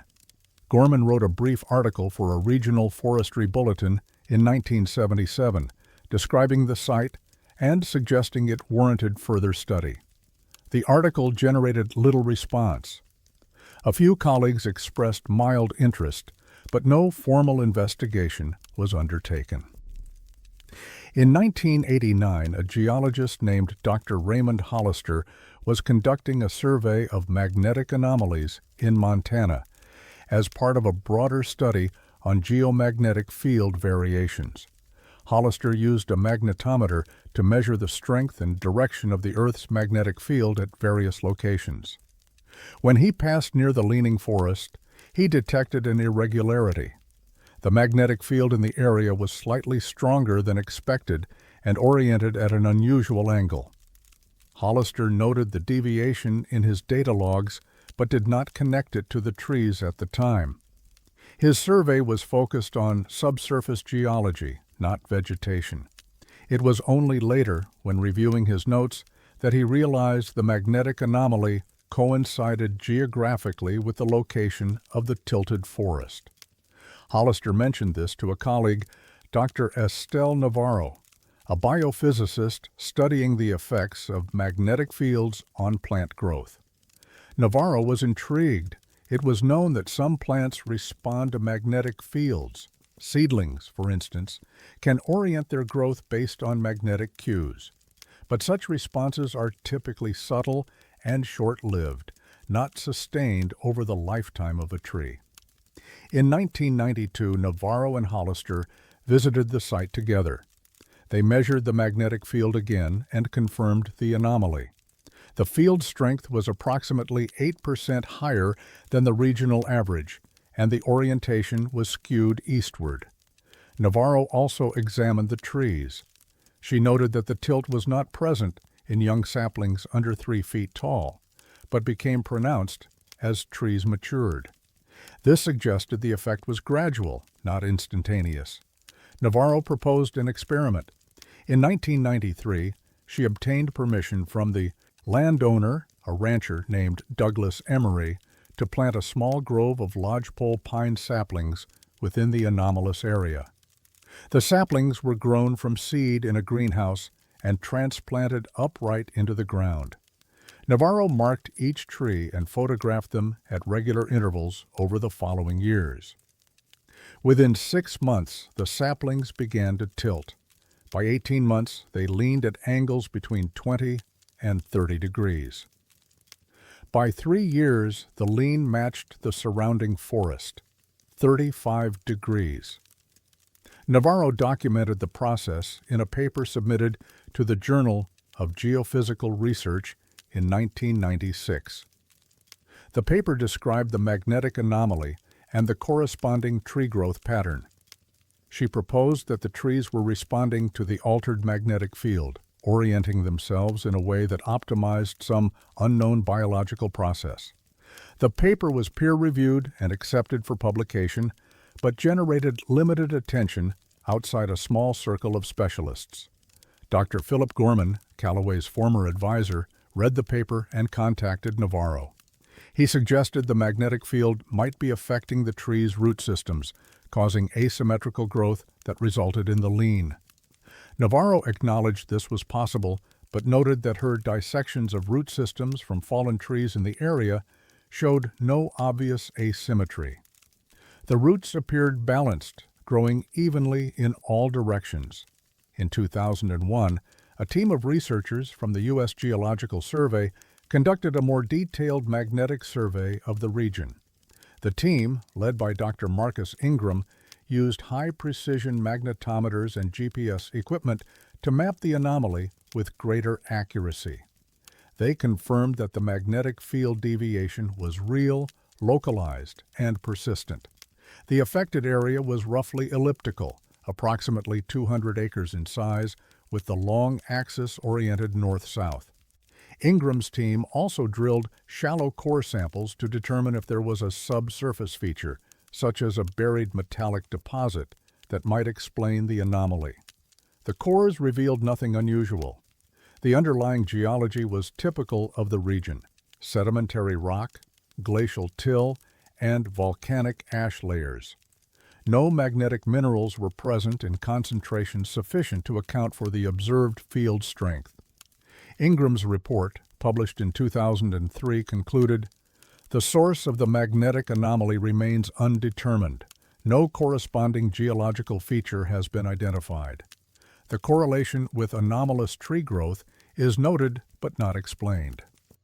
In 2009, a documentary filmmaker named Laura Fitzpatrick produced a short film about the Leaning Forest.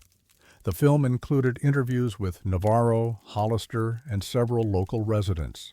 One resident, a retired school teacher named Virginia Moretti, mentioned that her grandfather, who had ranched in the area in the early 1900s, had referred to the forest as the place where the trees listen. Moretti could not recall what her grandfather meant by the phrase, only that he had used it more than once. "He didn't like going there," she said in the interview. "He said it made his horses nervous. They wouldn't graze near it." Another resident, a hunting guide named Kenneth Ruiz, described feeling disoriented when walking through the forest. "It's hard to explain," he said. "Your balance feels off, like the ground is tilted even though it isn't. I've guided hunters through there a few times. Everyone notices it. Some people get nauseous."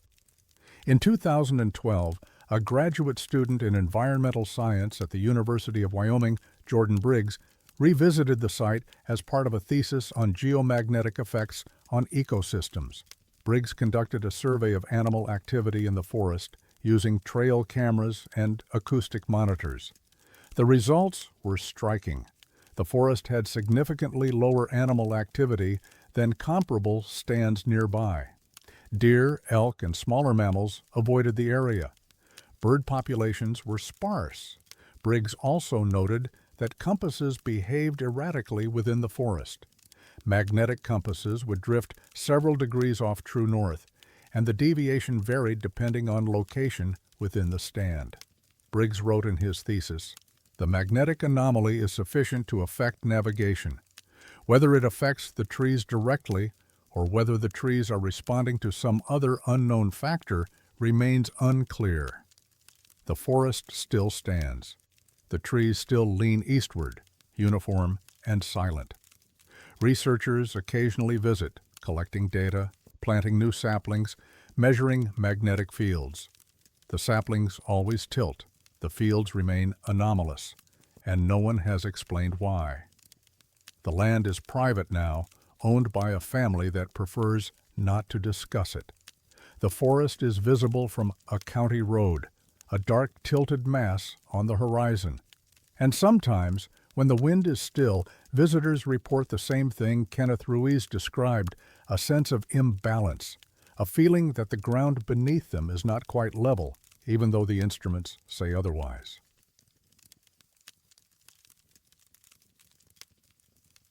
People don't leave without their keys. Bowman Lake sits in the remote northwest corner of Glacier National Park, accessible only by a 6-mile dirt road that winds through dense forest and crosses several seasonal creek beds. The lake is glacially formed, nearly 7 miles long, surrounded by peaks that rise abruptly from the water's edge. The area is quiet even by park standards. No motorboats are allowed. No commercial services exist nearby. The nearest ranger station is 12 miles south at Polebridge, a settlement of fewer than 30 year-round residents.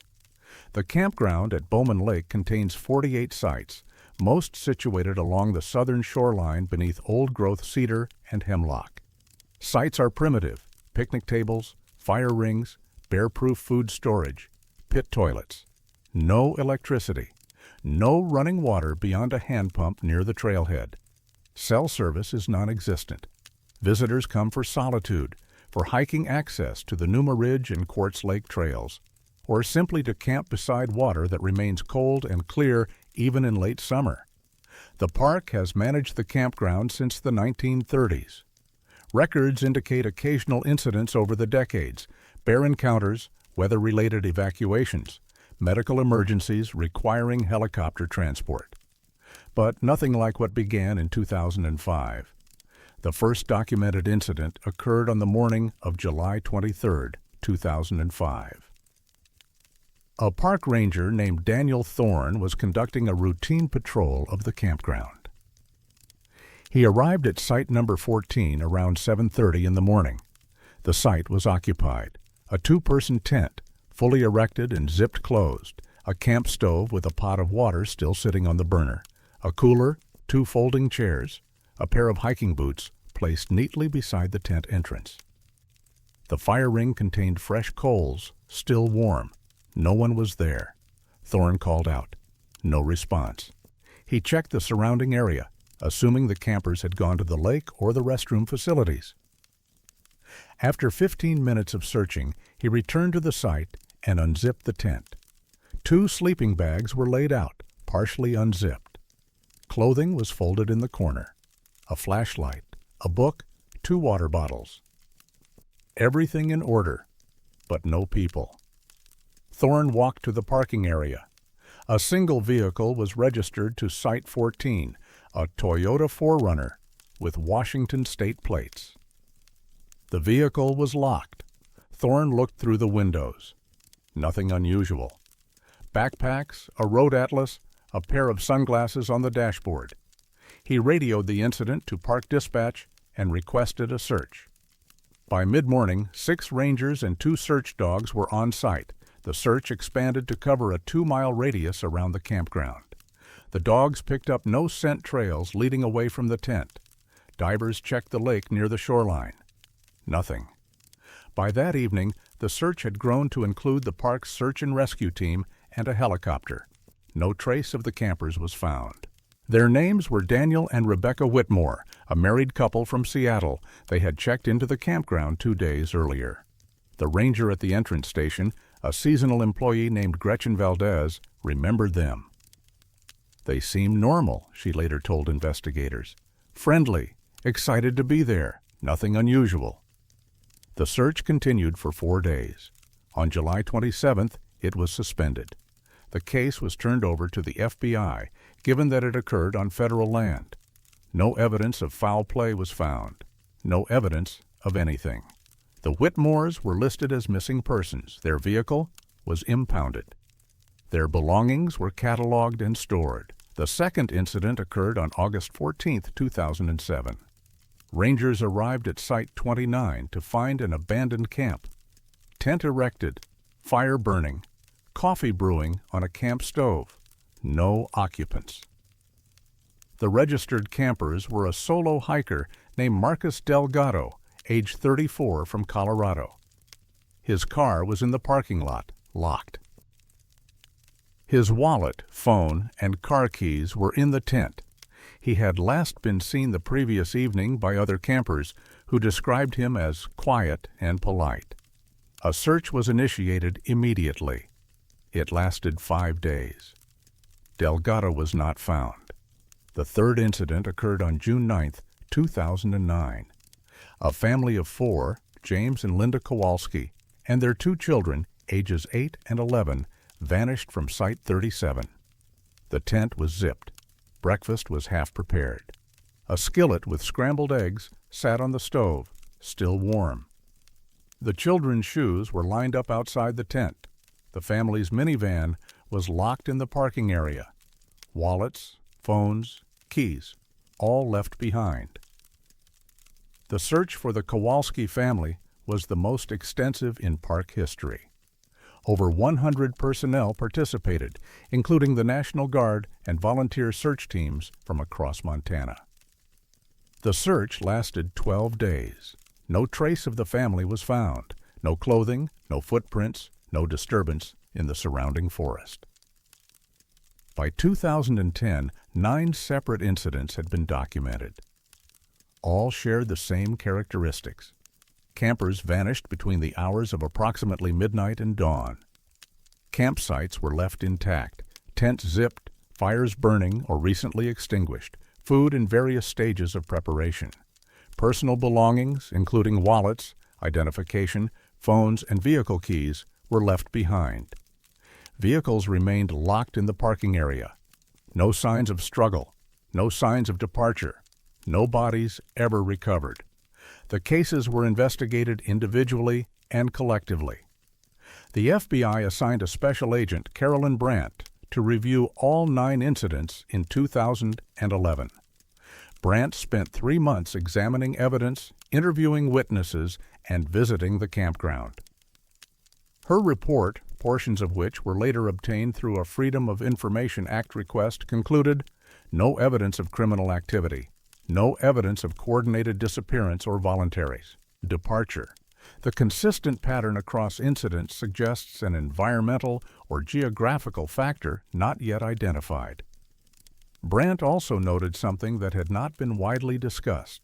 All 9 incidents occurred at campsites located within a specific area of the campground. Sites numbered 12 through 42, a stretch of shoreline approximately 1 mile long. No disappearances had occurred outside this zone. Park officials increased ranger patrols in the area. In 2012, the Park Service installed motion-activated cameras at several campsites within the affected zone. The cameras were checked weekly. Over the course of that summer, they recorded hundreds of hours of footage. Campers arriving, setting up, cooking, sleeping, packing up and leaving. Nothing unusual, except on the night of August 6, 2012.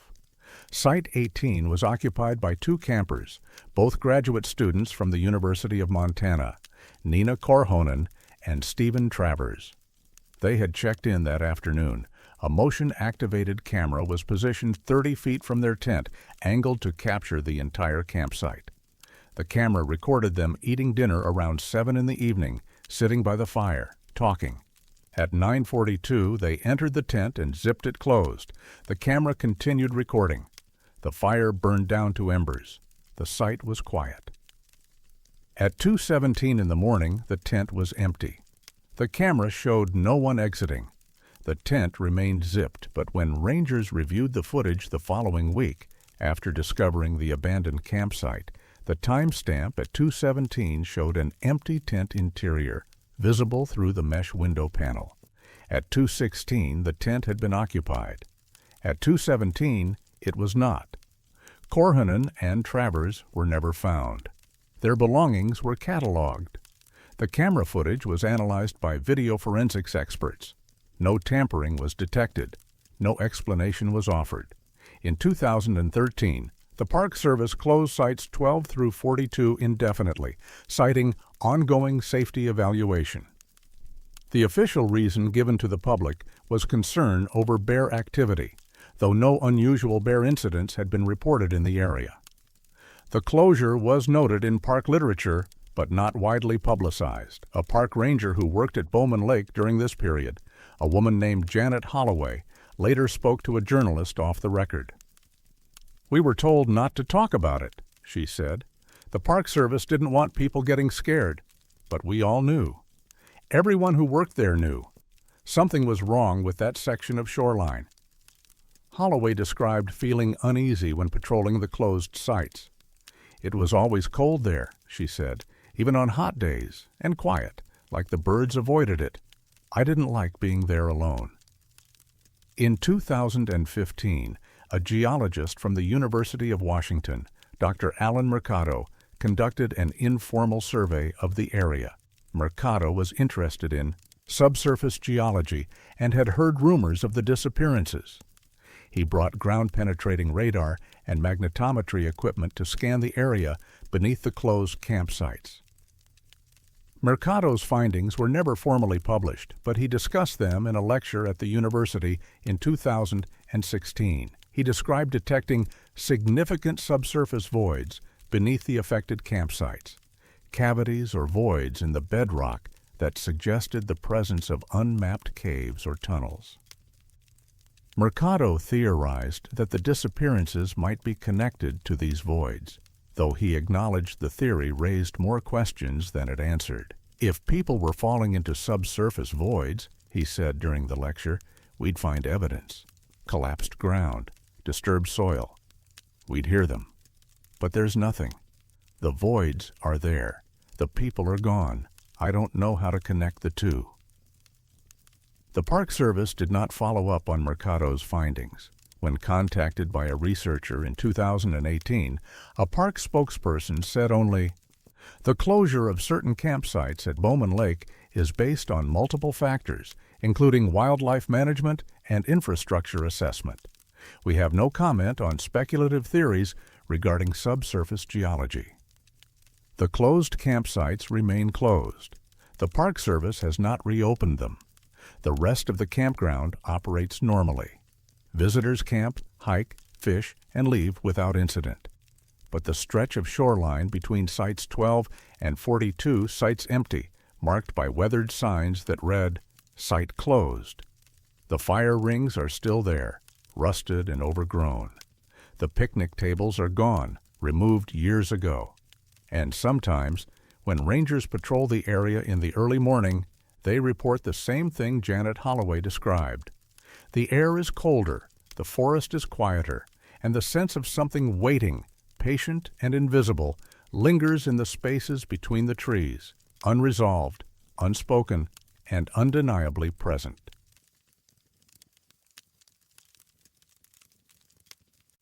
Frost doesn't write messages.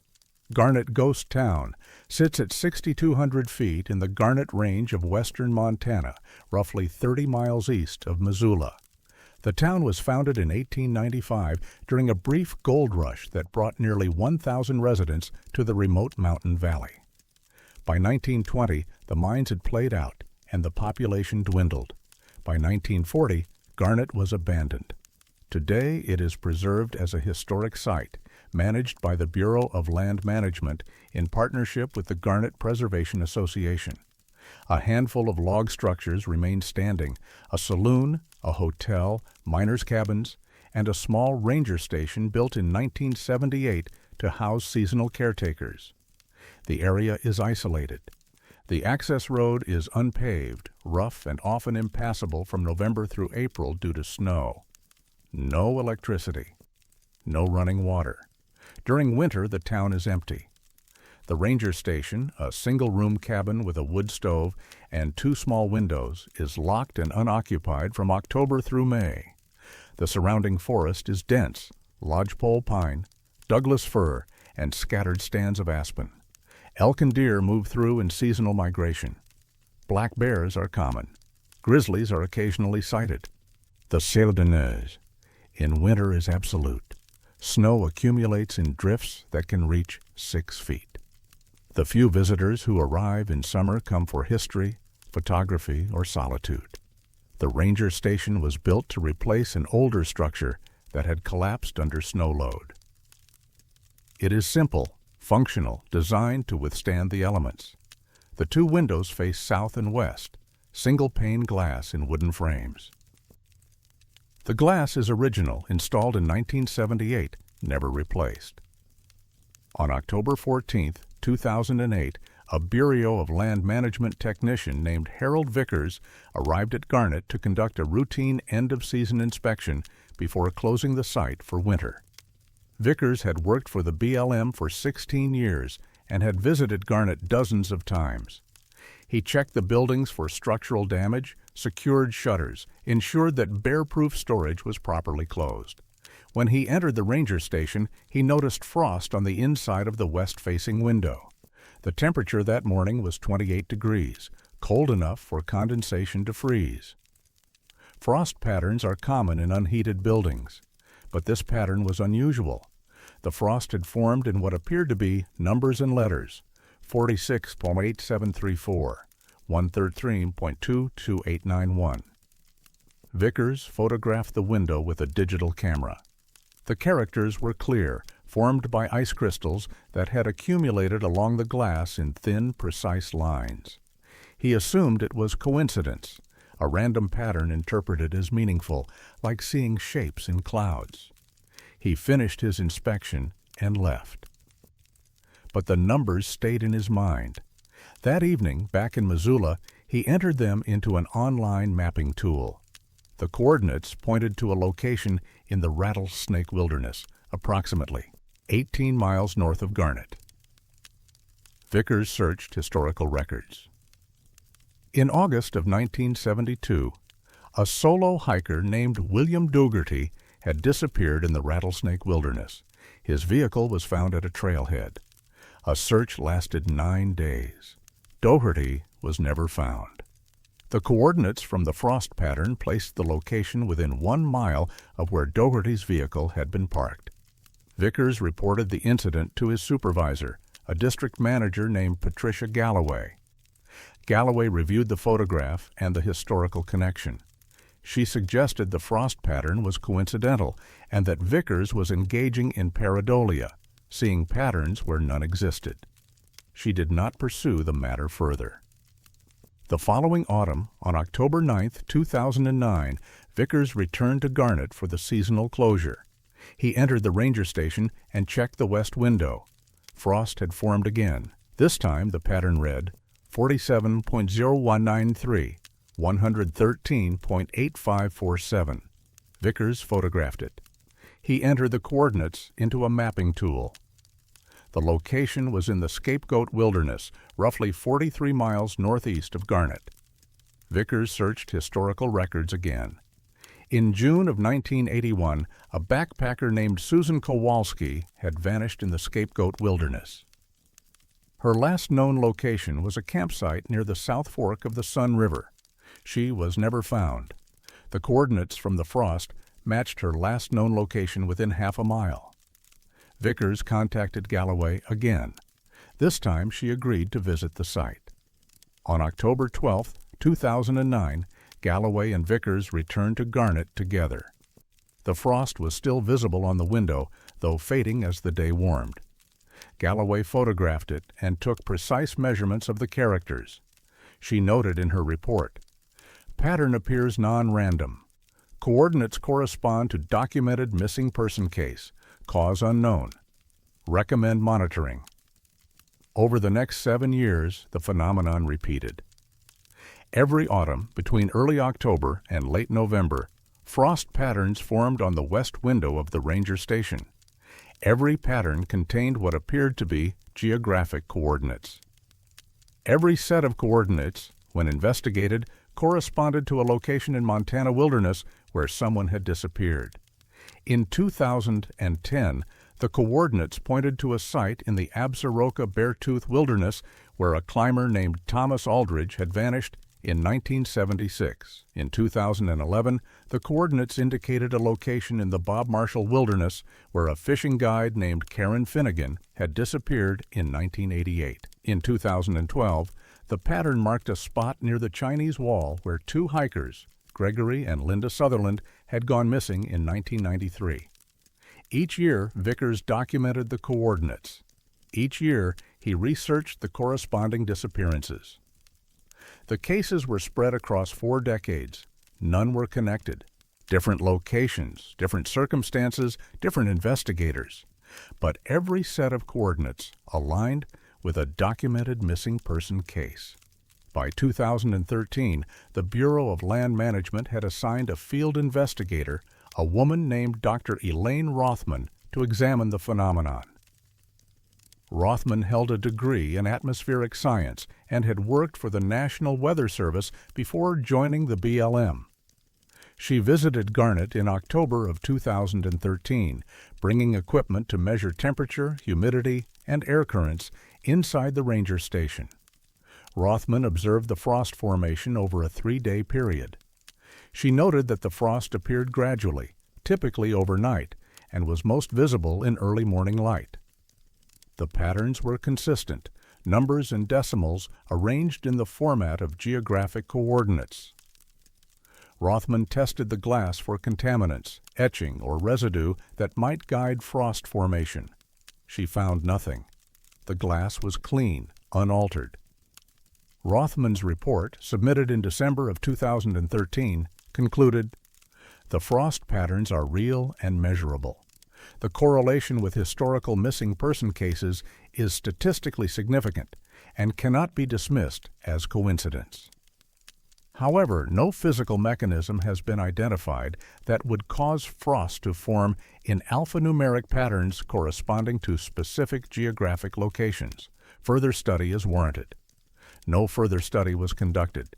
In 2014, the coordinates appeared again, 46.5421, 112.7804. The location was in the Anaconda-Pintler Wilderness. In March of 1997, a cross-country skier named Daniel Mercado had disappeared in that area. His body was found 3 months later by hikers, approximately 200 yards from the coordinates indicated by the frost. In 2015, 47.3456, 113.1982. The location was near Seeley Lake. In July of 2001, a kayaker named Rebecca Holloway had gone missing.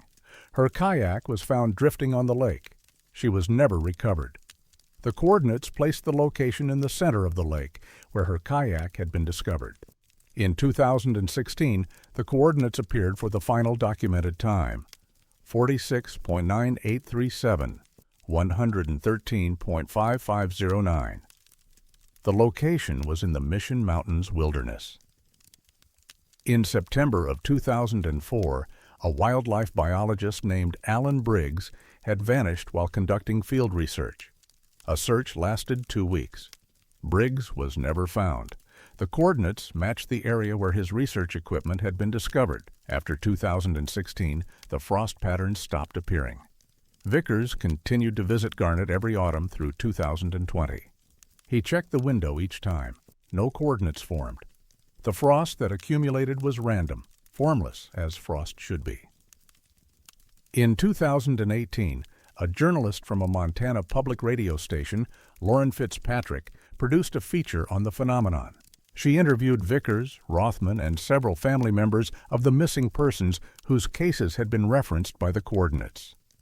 One family member, the daughter of William Dougherty, the first disappearance indicated by the frost, said, "I don't know what it means. I don't know if it's real or just something people want to believe.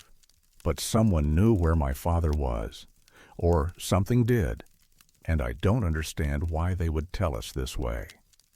Fitzpatrick also spoke with a meteorologist, Dr. Nathan Korhonen, who reviewed Rothman's data. Korhonen noted that frost formation is influenced by temperature gradients, surface imperfections, and condensation patterns. But frost doesn't form in numbers, he said. It doesn't form in coordinates. It forms in dendrites, ferns, random branching structures. What's described here, assuming the documentation is accurate, shouldn't be possible. The Bureau of Land Management closed the case file in 2019. A spokesperson, when contacted by a researcher in 2021, said only, "The frost patterns observed at Garnet Ghost Town between 2008 and 2016 have been documented. No explanation has been determined. The site remains open to the public during summer months." The ranger station still stands. The west window is intact, the same glass installed in 1978. Every autumn, frost still forms on the inside of the pane when temperatures drop. But the patterns are ordinary now, feathered, irregular, meaningless.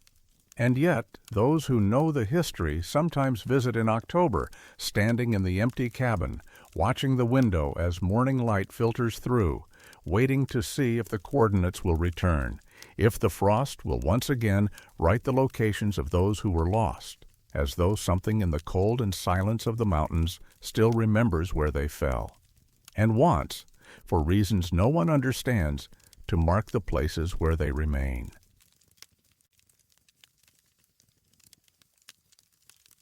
Shadows are supposed to follow their source. Granite Peak rises to 12,807 feet in the Absaroka-Beartooth Wilderness, the highest point in Montana. The mountain sits on the border between Park and Sweetgrass counties, roughly 30 miles southwest of Red Lodge. It is remote, technical, and dangerous. The standard climbing route requires scrambling over loose rock, crossing permanent snowfields, and navigating near vertical granite faces. Weather changes rapidly. Afternoon thunderstorms are common in summer. Rockfall is a constant hazard. The peak was first summited in 1923 by Ehlers Cook, a Forest Service ranger and mountaineer. Since then, fewer than 1,000 people have reached the summit. The approach is arduous, a 12-mile hike to base camp, followed by a 5-hour climb that gains over 3,000 feet of elevation. Most attempts occur between July and September, when snow conditions are manageable. Even then, success is not guaranteed. Many climbers turn back due to weather, exhaustion, or equipment failure. The mountain has claimed lives. At least 6 climbers have died on Granite Peak since 1950, most from falls or exposure. Search and rescue operations in the area are difficult. Helicopter access is limited by terrain and altitude. Ground teams require days to reach accident sites. The wilderness surrounding the peak is vast and empty. The nearest town, Red Lodge, sits 28 miles to the northeast. The nearest road ends at the Mystic Lake Trailhead, 8 miles from the base of the mountain. Beyond that, there is only wilderness, glacial valleys, alpine meadows, and endless ridges that stretch into Wyoming. The Scree Field is on the western approach to Granite Peak, between 10,000 and 11,000 feet elevation. It is a broad expanse of loose rock, angular fragments ranging from fist-sized to boulder-sized, unstable and difficult to cross. The field is approximately half a mile wide and slopes steeply downward toward a drainage that feeds into Mystic Lake. Climbers ascending the peak pass along the upper edge of the Scree Field, following a route that traverses just above it before reaching the final scramble to the summit. The shadow was first documented in a trip report posted online in August of 2003. A climber named Derek Voss from Bozeman described his ascent of Granite Peak with a climbing partner, Michael Holloway. The report was detailed, noting weather conditions, route choices, and technical challenges. Near the end, Voss mentioned something unusual. Around noon, while traversing above the Scree Field, we both saw a shadow moving below us. It looked like a person, head, torso, arms, legs. It was moving upslope, kind of slowly but steadily. We stopped and looked around, figuring there was another climber somewhere, but we couldn't see anyone. The shadow kept moving. It crossed maybe 200 feet of the Scree Field before it disappeared near some rocks. We talked about it when we got back down. Neither of us could explain it. The report was posted to a mountaineering forum and received little attention. One commenter suggested the shadow was cast by a hiker below, hidden from view by the terrain. Another suggested it was an optical illusion caused by heat shimmer or atmospheric refraction. Voss did not respond to the comments. In July of 2005, another climber reported the same phenomenon. A woman named Patricia Kowalczyk from Missoula was ascending Granite Peak with her husband Leonard. In an interview posted to a climbing blog, Patricia described seeing a human-shaped shadow moving across the Scree Field, going uphill, even though there was no one there. She noted that the day was clear, with full sun and no clouds. We were maybe 100 feet above the Scree Field, looking down. The shadow was dark, well-defined, moving at a walking pace. We stopped for 5 minutes, just watching it. Leonard took out binoculars and scanned the area. There was no one on the Scree Field, no one anywhere near us, but the shadow kept moving. Patricia also mentioned that the shadow disappeared near the same location Voss had described, a cluster of large boulders on the eastern edge of the Scree Field, roughly halfway up its slope. By 2010, at least 8 separate trip reports or online posts mentioned the shadow. The descriptions were consistent: a dark, human-shaped silhouette moving upslope across the scree field, visible during midday in clear conditions, disappearing near the same outcropping of rocks. No source for the shadow was ever identified. In 2011, a photographer and climber named Russell Tennant attempted to document the phenomenon. Tennant had climbed Granite Peak twice before and had not seen the shadow. On his third ascent in August of 2011, he brought a high-resolution camera and a tripod. He planned to photograph the scree field from the traverse route and watch for the shadow. The day was clear, with light winds and temperatures in the mid-50s at elevation. Tennant and his climbing partner, a man named Victor Aldridge, reached the traverse point around 11:30 in the morning. Tennant set up the camera and waited. At 12:15, the shadow appeared. Tennant took photographs. He later posted several images online, along with a detailed account. The photographs show the scree field from above, bathed in sunlight. In 3 consecutive images, taken at intervals of roughly 1 minute, a dark shadow is visible on the rocks. The shadow is roughly human-sized and shaped, elongated slightly, as though cast by someone walking upslope. In each successive image, the shadow has moved, progressing upward across the field by approximately 50 feet per minute. Tennant wrote, "I watched it for maybe 10 minutes. It moved steadily, never stopping, never wavering. I kept looking around, thinking there had to be someone casting it. There wasn't. The scree field was empty. The sky was clear. The sun was high and slightly south. The shadow didn't match the angle the sun would cast. It was wrong, but it was there." Aldridge, in a separate post, confirmed the sighting. "I'm a skeptic by nature," he wrote, "but I saw it too. It was real. It was there, and I have no idea what caused it." The photographs were analyzed by several online communities dedicated to mountaineering and unexplained phenomena. Some users suggested the shadow was caused by a cloud passing in front of the sun, creating a moving patch of darkness on the ground. But Tennant's account noted that the sky was cloudless. Others suggested it was a camera artifact or digital manipulation. Tennant provided the original raw image files, which showed no evidence of editing. In 2013, a graduate student in atmospheric physics at Montana State University, a woman named Dr. Olivia Merchant, became interested in the reports.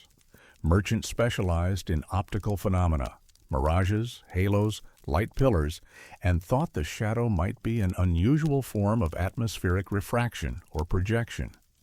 Merchant reviewed the available photographs and witness accounts. She noted several inconsistencies with known optical effects. Refraction typically distorts the shape of an object or creates multiple images, she said in an interview with a regional science journal. It doesn't create independent shadows, and shadows don't move independently of their light source. If this is a shadow, there has to be something casting it. If there isn't, then it's not a shadow. It's something else. Merchant proposed a field study. In August of 2014, she obtained a grant to visit Granite Peak with a team of 2 assistants and an array of equipment: cameras, light meters, spectrometers, and infrared sensors. The goal was to observe the scree field during midday conditions and measure any anomalous light or shadow behavior. The team spent 3 days camped near the base of Granite Peak. On the second day, they climbed to the traverse point and set up their equipment. Weather conditions were ideal: clear skies, stable temperatures, light winds. At 1 in the afternoon, the shadow appeared. Merchant and her team observed it for 18 minutes. They photographed it, recorded video, and took spectral measurements. The shadow was visible to the naked eye and appeared on all camera systems. The infrared sensors, however, detected nothing. The area where the shadow appeared showed no temperature variation, no change in infrared signature. Merchant's preliminary report, filed with the university in September of 2014, noted the phenomenon is visually observable and photographically reproducible. However, it does not correspond to any measurable change in light, temperature, or electromagnetic radiation.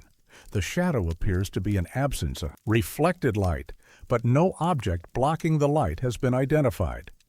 Further study is required. No further study was conducted.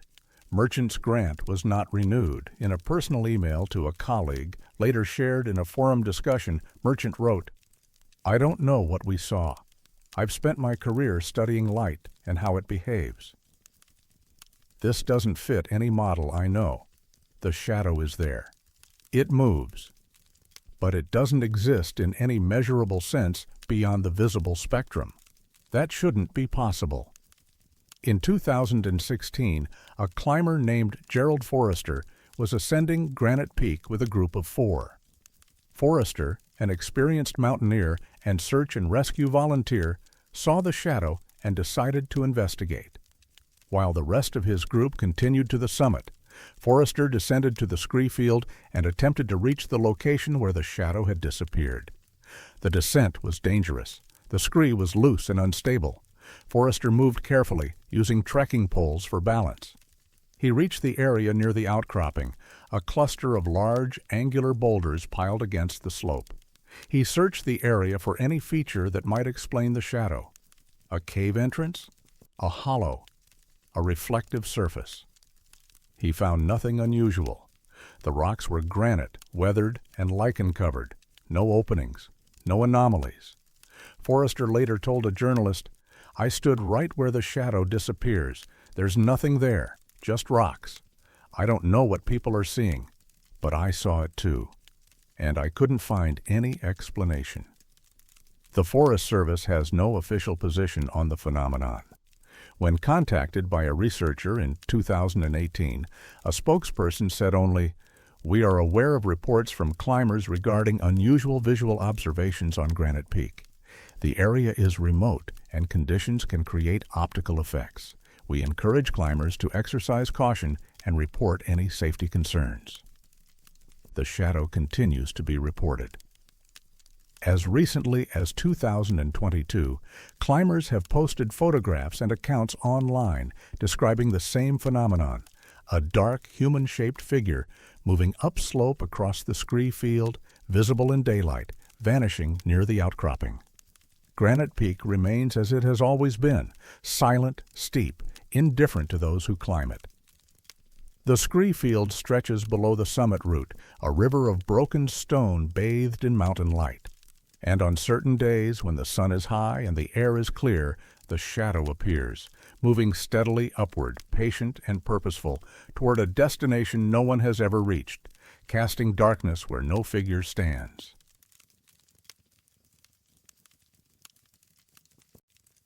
Roads are supposed to take you somewhere. The Swan Range runs north-south through northwestern Montana, a rugged chain of peaks separating the Swan Valley from the Flathead Valley. The range is part of the Flathead National Forest, covering over 2 million acres of wilderness, much of it roadless and accessible only by trail. The eastern slopes are steep and heavily forested: Douglas fir, western larch, lodgepole pine. The western slopes descend more gradually into the Swan Valley, where a handful of small communities, Condon, Swan Lake, Seeley Lake, serve as access points for logging, recreation, and seasonal tourism. Logging roads crisscross the lower elevations, remnants of timber operations that peaked in the 1960s and 70s. Most are unmaintained, slowly being reclaimed by vegetation. Some remain passable to four-wheel drive vehicles used by hunters, forest workers, and the occasional adventurer seeking remote campsites. One such road, designated Forest Service Road 10249, runs along the eastern flank of the Swan Range, approximately 11 miles northwest of Seeley Lake. The road was built in 1967 to access a timber sale area. It climbs steadily through dense forest, crosses two seasonal creeks, and dead ends at an old logging deck, a cleared area where timber was once stacked for transport. The road is 4.7 miles long, 1 lane wide, and barely maintained. The Forest Service considers it a low-priority route. It appears on official maps, but is not recommended for public use. The road has no name among locals. Some refer to it by its number. Others call it the Loop Road, though it does not loop. It simply ends. The first documented incident occurred in August of 2007. A Forest Service wildlife biologist named Gregory Vance was driving the road to access a remote area where he was conducting a survey of grizzly bear habitat. Vance carried a handheld GPS unit, standard equipment for backcountry work. He entered the road at its junction with Forest Service Road 83 and began driving west. Approximately 2 miles in, Vance noticed his GPS behaving erratically. The coordinates displayed on the screen began stuttering, refreshing rapidly, displaying slightly different numbers with each update. Then the coordinates jumped backward, showing a location he had passed it several minutes earlier. Vance stopped the vehicle and checked the device. The GPS appeared functional. Satellite signal was strong, but the location displayed did not match his position. Vance continued driving.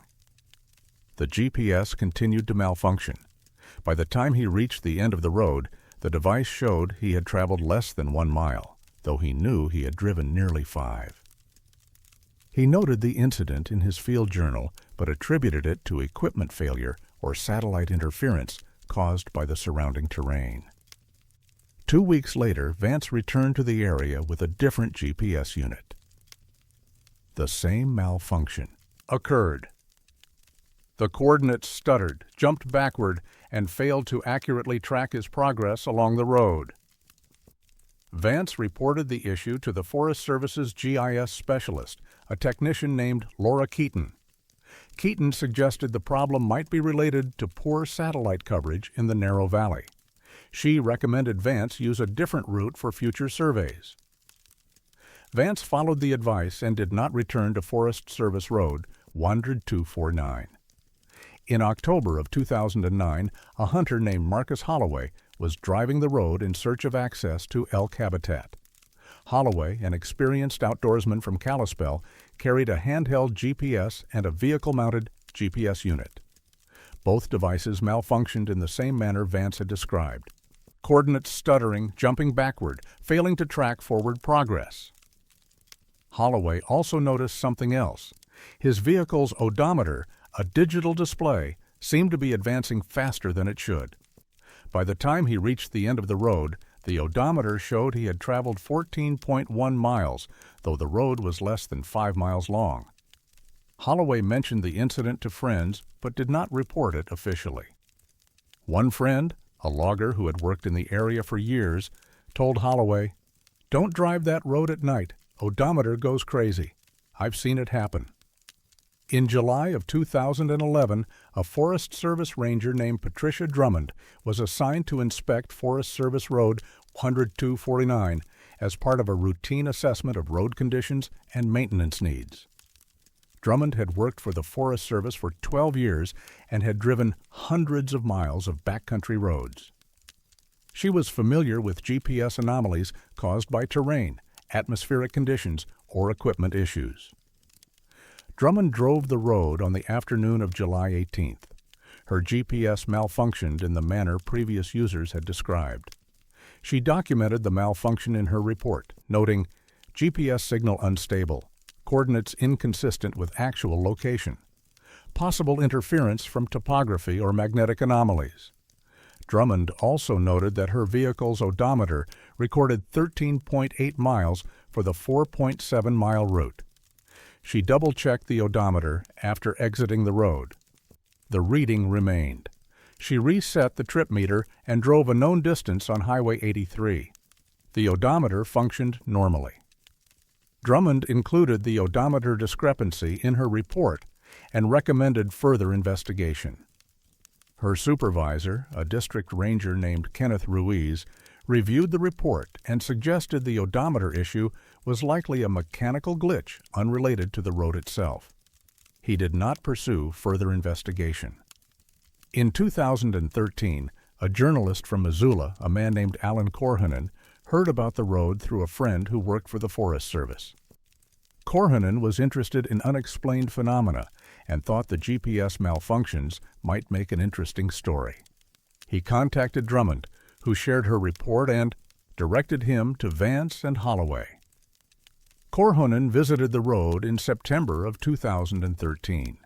He brought a handheld GPS, a smartphone with GPS capability, and a passenger, a photographer named Rebecca Voss. Both GPS devices malfunctioned. The coordinates stuttered and jumped backward. Korhonen's vehicle odometer recorded 15.2 miles for the route. Korhonen also timed the drive. The trip from the junction to the dead end took 23 minutes at an average speed of 12 miles per hour. The return trip took 22 minutes at the same speed, but the odometer showed significantly different distances for each leg: 15.2 miles outbound, 14.9 miles inbound. Korhonen published an article about the road in a regional outdoor magazine in November of 2013.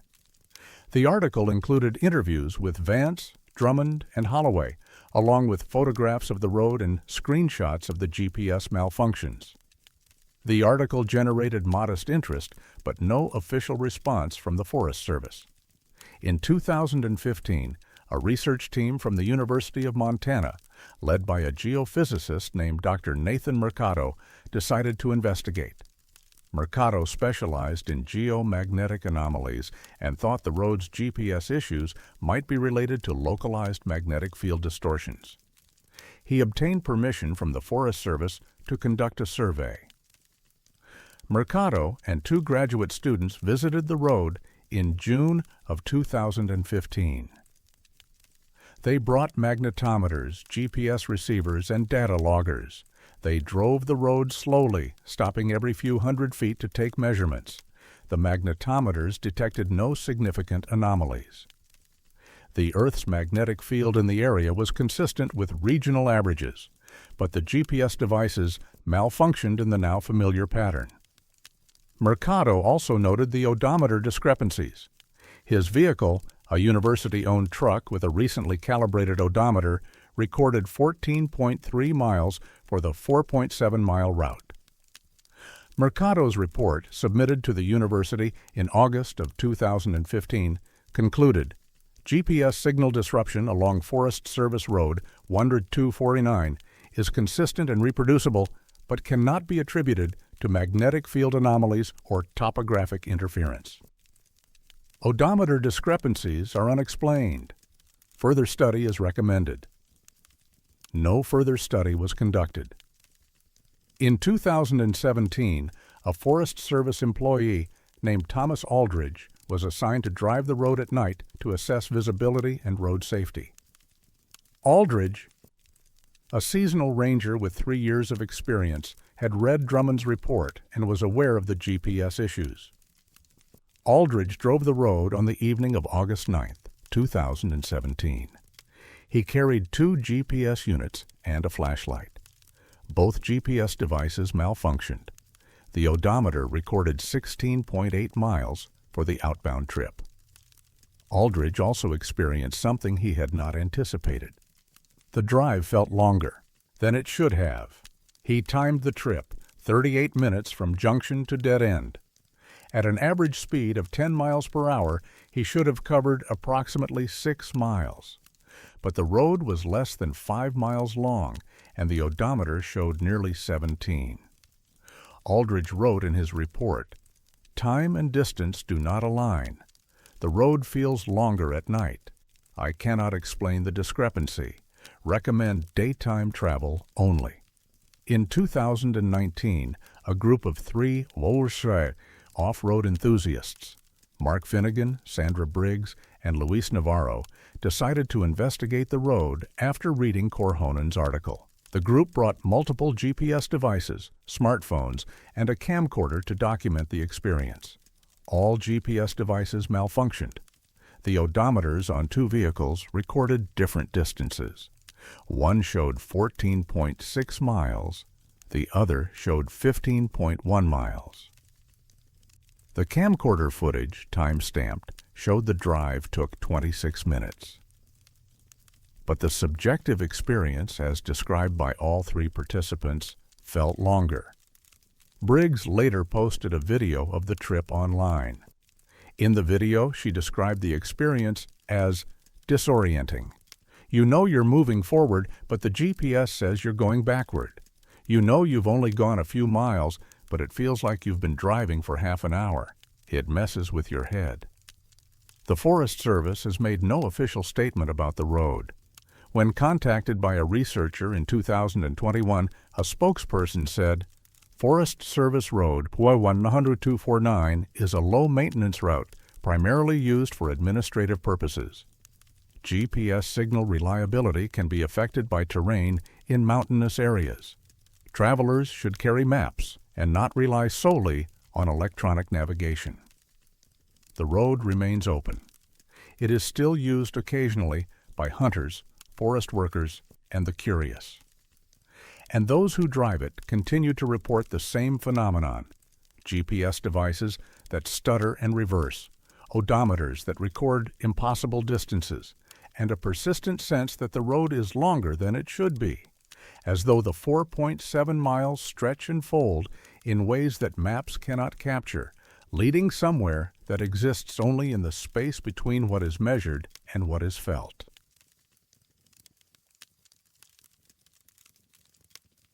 Fog doesn't chase. The Bridger Range runs north-south through south-central Montana, a compact but rugged chain of peaks rising abruptly from the Gallatin Valley. The range is roughly 25 miles long and 8 miles wide, with elevations reaching over 9,000 feet at Sacagawea Peak. The western slopes descend steeply into the valley near Bozeman. The eastern slopes drop more gradually into ranching country and the Shields River drainage. The range is part of the Gallatin National Forest, though much of the land is managed by the Forest Service with easements crossing private ranch land. The Bridger Range is popular with day hikers and trail runners from Bozeman, but the backcountry sections, particularly the northern and central portions, see limited use. The trails are steep, exposed, and poorly maintained. Water sources are scarce. Weather changes rapidly. Summer thunderstorms arrive with little warning, and lightning strikes are common on the ridgelines. The area has a history of strange occurrences. In the early 1900s, ranchers reported livestock vanishing near the base of the range. Search parties found no remains, no tracks, no explanation. In 1973, a solo hiker disappeared on the Sacagawea Peak Trail. His backpack was found 2 weeks later, halfway up the mountain, with all contents intact. The hiker was never seen again. The fog was first documented in a trip report posted online in September of 2004. A backpacker named Jennifer Kowalski was hiking the Ridge Trail, a high-elevation route that follows the crest of the Bridger Range for approximately 12 miles. Kowalski was experienced with over 10 years of backcountry travel. She started the hike early in the morning, planning to complete the traverse in a single day. The weather was clear when she began. By mid-morning, she was above the tree line, moving along the exposed ridge. At approximately 10:30, she noticed fog forming behind her. A dense gray-white bank that seemed to rise from the valley to the west. Fog in the mountains is not unusual, but this fog behaved strangely. Kowalski wrote in her report, "I kept hiking, but the fog stayed the same distance behind me, maybe 100 yards. It didn't matter how fast I walked or how the wind was blowing. It just stayed there, like it was keeping pace." She stopped several times to observe it. Each time she stopped, the fog stopped. When she resumed hiking, the fog resumed. It maintained a consistent distance, never closing the gap, never falling behind. Kowalski described feeling uneasy.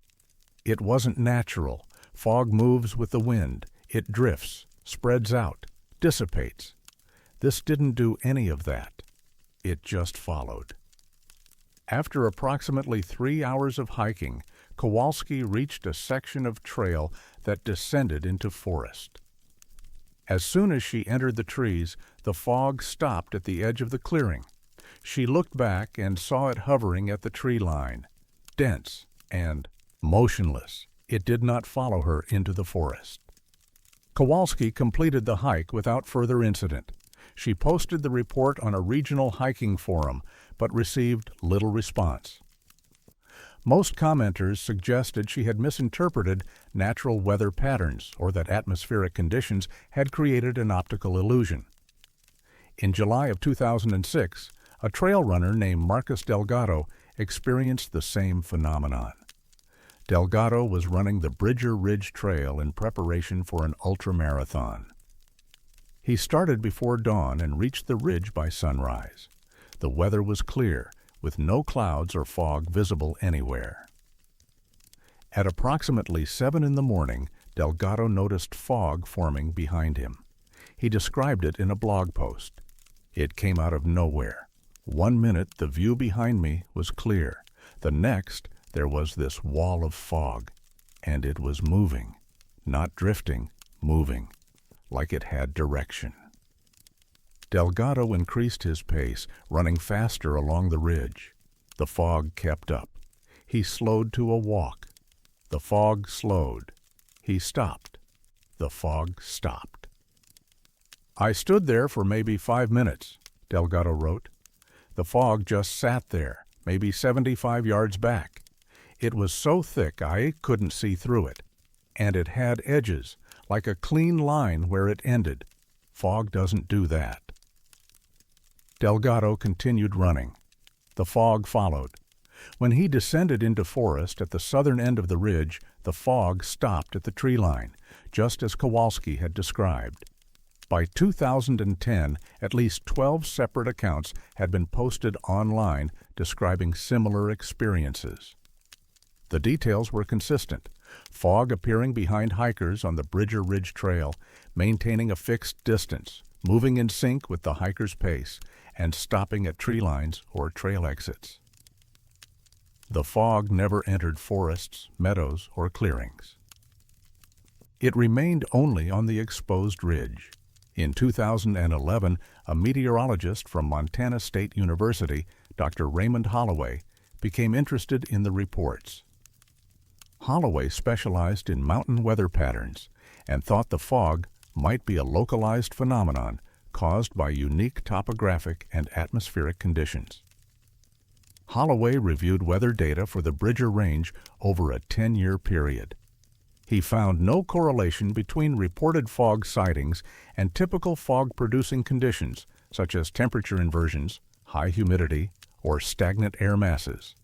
In fact, many of the sightings occurred on clear, dry days with moderate winds, conditions that typically prevent fog formation.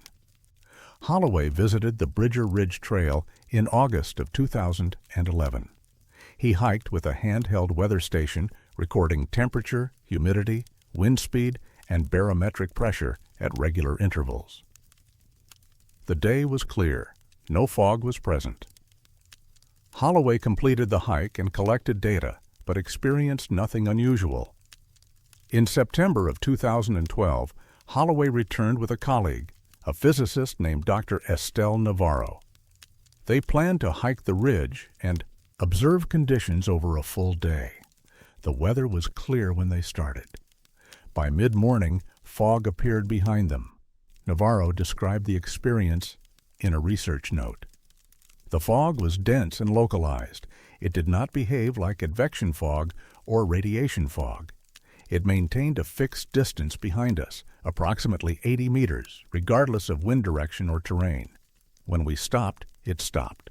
When we moved, it moved. Holloway and Navarro attempted to measure the fog's properties using their weather instruments. Temperature and humidity readings within the fog showed no significant difference from the surrounding air. Wind speed was normal. The fog appeared to have no physical properties that distinguished it from the clear air around it, yet it was visibly dense and opaque. "We couldn't explain it," Holloway later told a journalist. It looked like fog, it moved like fog, but it didn't form like fog, and it didn't dissipate like fog. It just followed us. When Holloway and Navarro descended into forest, the fog stopped at the tree line. They turned back to observe it. The fog remained motionless for approximately 10 minutes, then slowly dissipated, fading into the clear air. Holloway submitted a brief report to the university's Atmospheric Science Department. The report noted the observations, but offered no conclusions. The phenomenon is reproducible but unexplained, Holloway wrote. Further study is warranted. No further study was conducted. In 2014, a group of 5 hikers, Daniel Voss, Patricia Finnegan, Alan Korhonen, Rebecca Travers, and Luis Ibarra, decided to hike the Bridger Ridge Trail together after reading about the fog online. The group planned to document the experience with cameras and video equipment. The weather was clear. The group started early and reached the ridge by mid-morning. At approximately 10 in the morning, fog appeared behind them. All 5 members observed it. Voss filmed it with a handheld video camera. The footage shows the fog bank clearly, a dense gray-white wall approximately 50 yards behind the group. The fog moves as the group moves, maintaining a consistent distance. When the group stops, the fog stops. The edges of the fog are sharply defined, not diffuse or gradual as fog typically appears.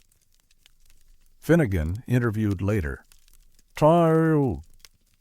described the experience as deeply unsettling. It's one thing to read about it. It's another thing to see it. The fog followed us for over an hour. It never got closer. It never fell behind. It just stayed there.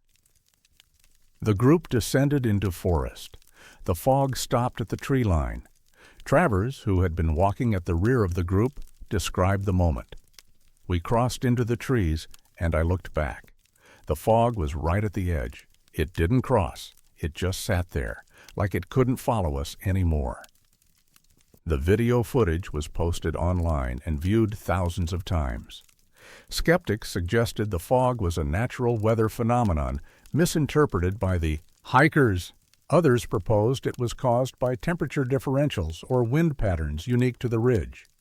But no one could explain why the fog maintained a fixed distance or why it stopped at the tree line. In 2016, a forest ecologist from the University of Montana, Dr. Olivia Merchant, proposed a different theory. Merchant suggested the fog might be related to microclimates created by vegetation patterns or soil moisture. She hypothesized that the tree line acted as a boundary where atmospheric conditions changed, preventing the fog from continuing. Merchant's theory did not explain why the fog followed hikers or why it maintained a fixed distance. When challenged on these points during a departmental seminar, Merchant acknowledged the limitations. "I don't have an answer," she said. "I'm offering a hypothesis for one part of the phenomenon. The rest, I can't explain." The Forest Service has no official position on the fog. When contacted by a researcher in 2018, a spokesperson said, "Weather conditions in mountain environments can create unusual visual phenomena. Hikers should always be prepared for changing conditions and exercise caution on exposed ridgelines." The fog continues to be reported. As recently as 2023, hikers have posted accounts and photographs online describing the same experience. A dense fog that appears behind them on the Bridger Ridge, follows them at a fixed distance, and stops when they leave the trail. The Bridger Range remains as it has always been, steep, exposed, indifferent to those who walk its ridges. And on certain days, when the air is still and the sky is clear, the fog appears, gray and silent, keeping pace with those who move, waiting when they pause, stopping at boundaries it will not cross, patient and persistent, following without ever arriving.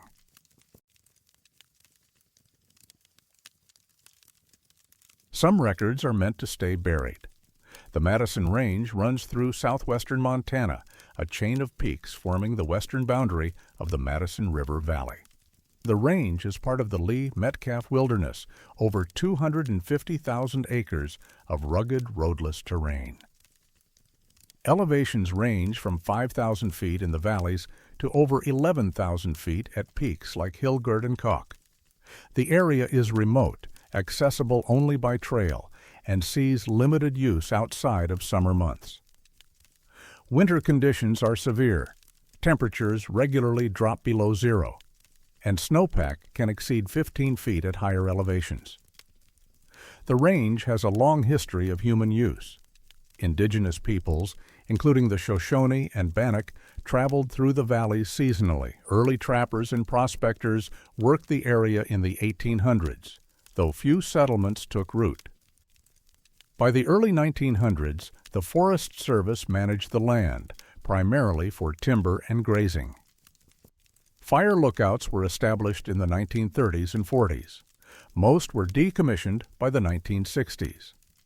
Avalanches are common in the Madison Range. The steep slopes, heavy snowfall, and rapid temperature changes create ideal conditions for slides.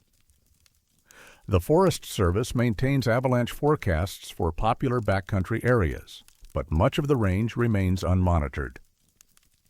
Avalanche paths are marked on maps, though new paths form occasionally as snowpack and terrain shift. One such path runs down the eastern face of a peak known locally as Monument Mountain, an unofficial name not found on most maps. The peak reaches 9,400 feet and sits roughly 8 miles west of the town of Ennis. The avalanche path is wide, over 300 yards at its broadest, and descends nearly 2,000 vertical feet before flattening into a forested drainage. On March 7, 2014, a major avalanche occurred on Monument Mountain. The slide was triggered by a combination of heavy snowfall and rising temperatures.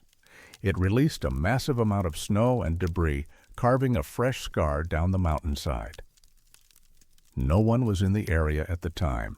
The avalanche was noted in Forest Service records, but not considered unusual.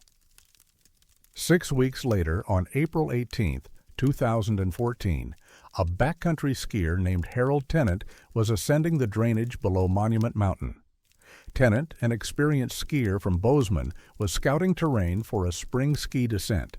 As he climbed through the debris field left by the avalanche, he noticed something metallic protruding from the snow. It was a container, cylindrical, approximately 18 inches long and 6 inches in diameter, made of stainless steel. The container was sealed with a threaded cap and appeared weathered but intact. Tennant assumed it was old survey equipment or a geocache. He opened it. Inside were papers.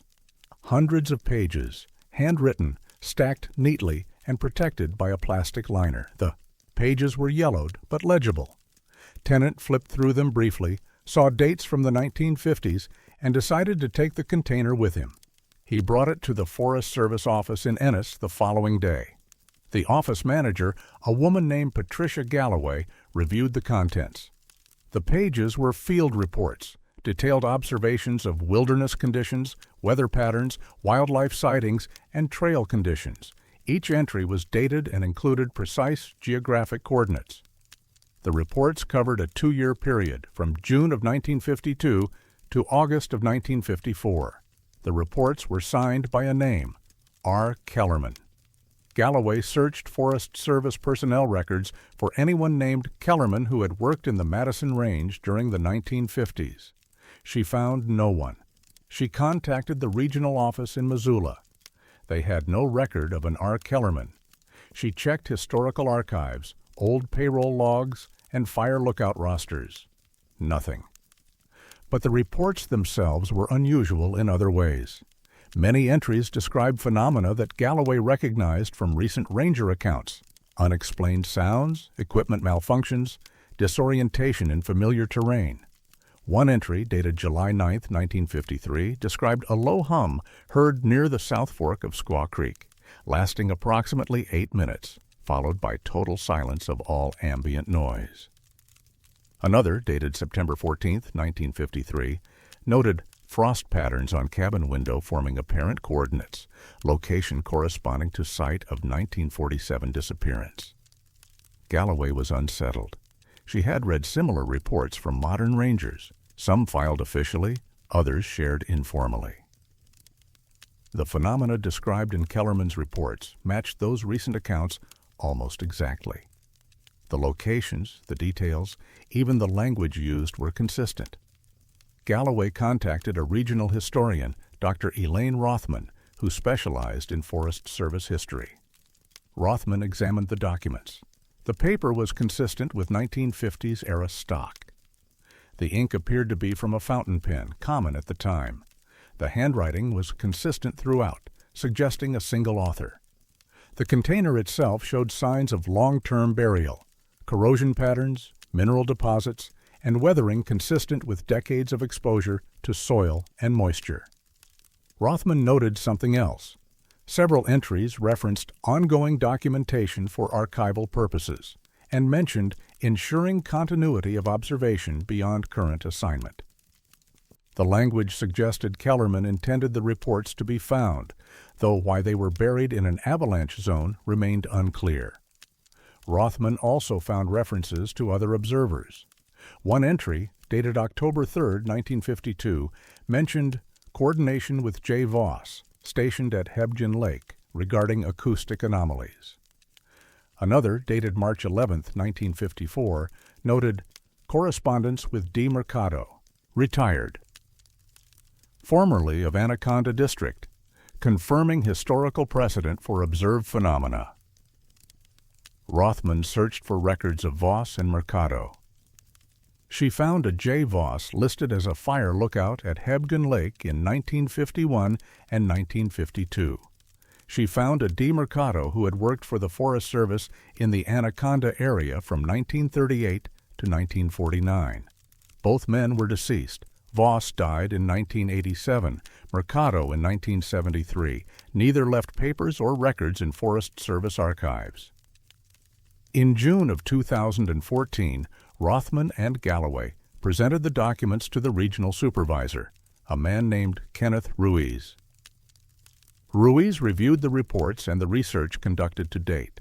He acknowledged the documents were genuine and historically significant, but he also noted that they raised more questions than answers. Who was Kellerman? Ruiz asked during a meeting documented in internal correspondence.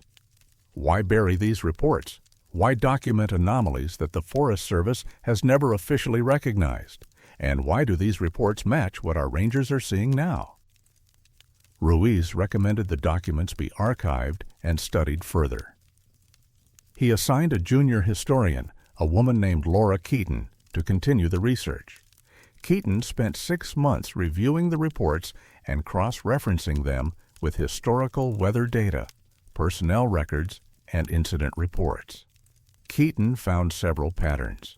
Many of the anomalies Kellerman described occurred in areas that are now known for unusual ranger experiences, places like Cabinet Gorge, Hyalite Creek, and the Crazy Mountains.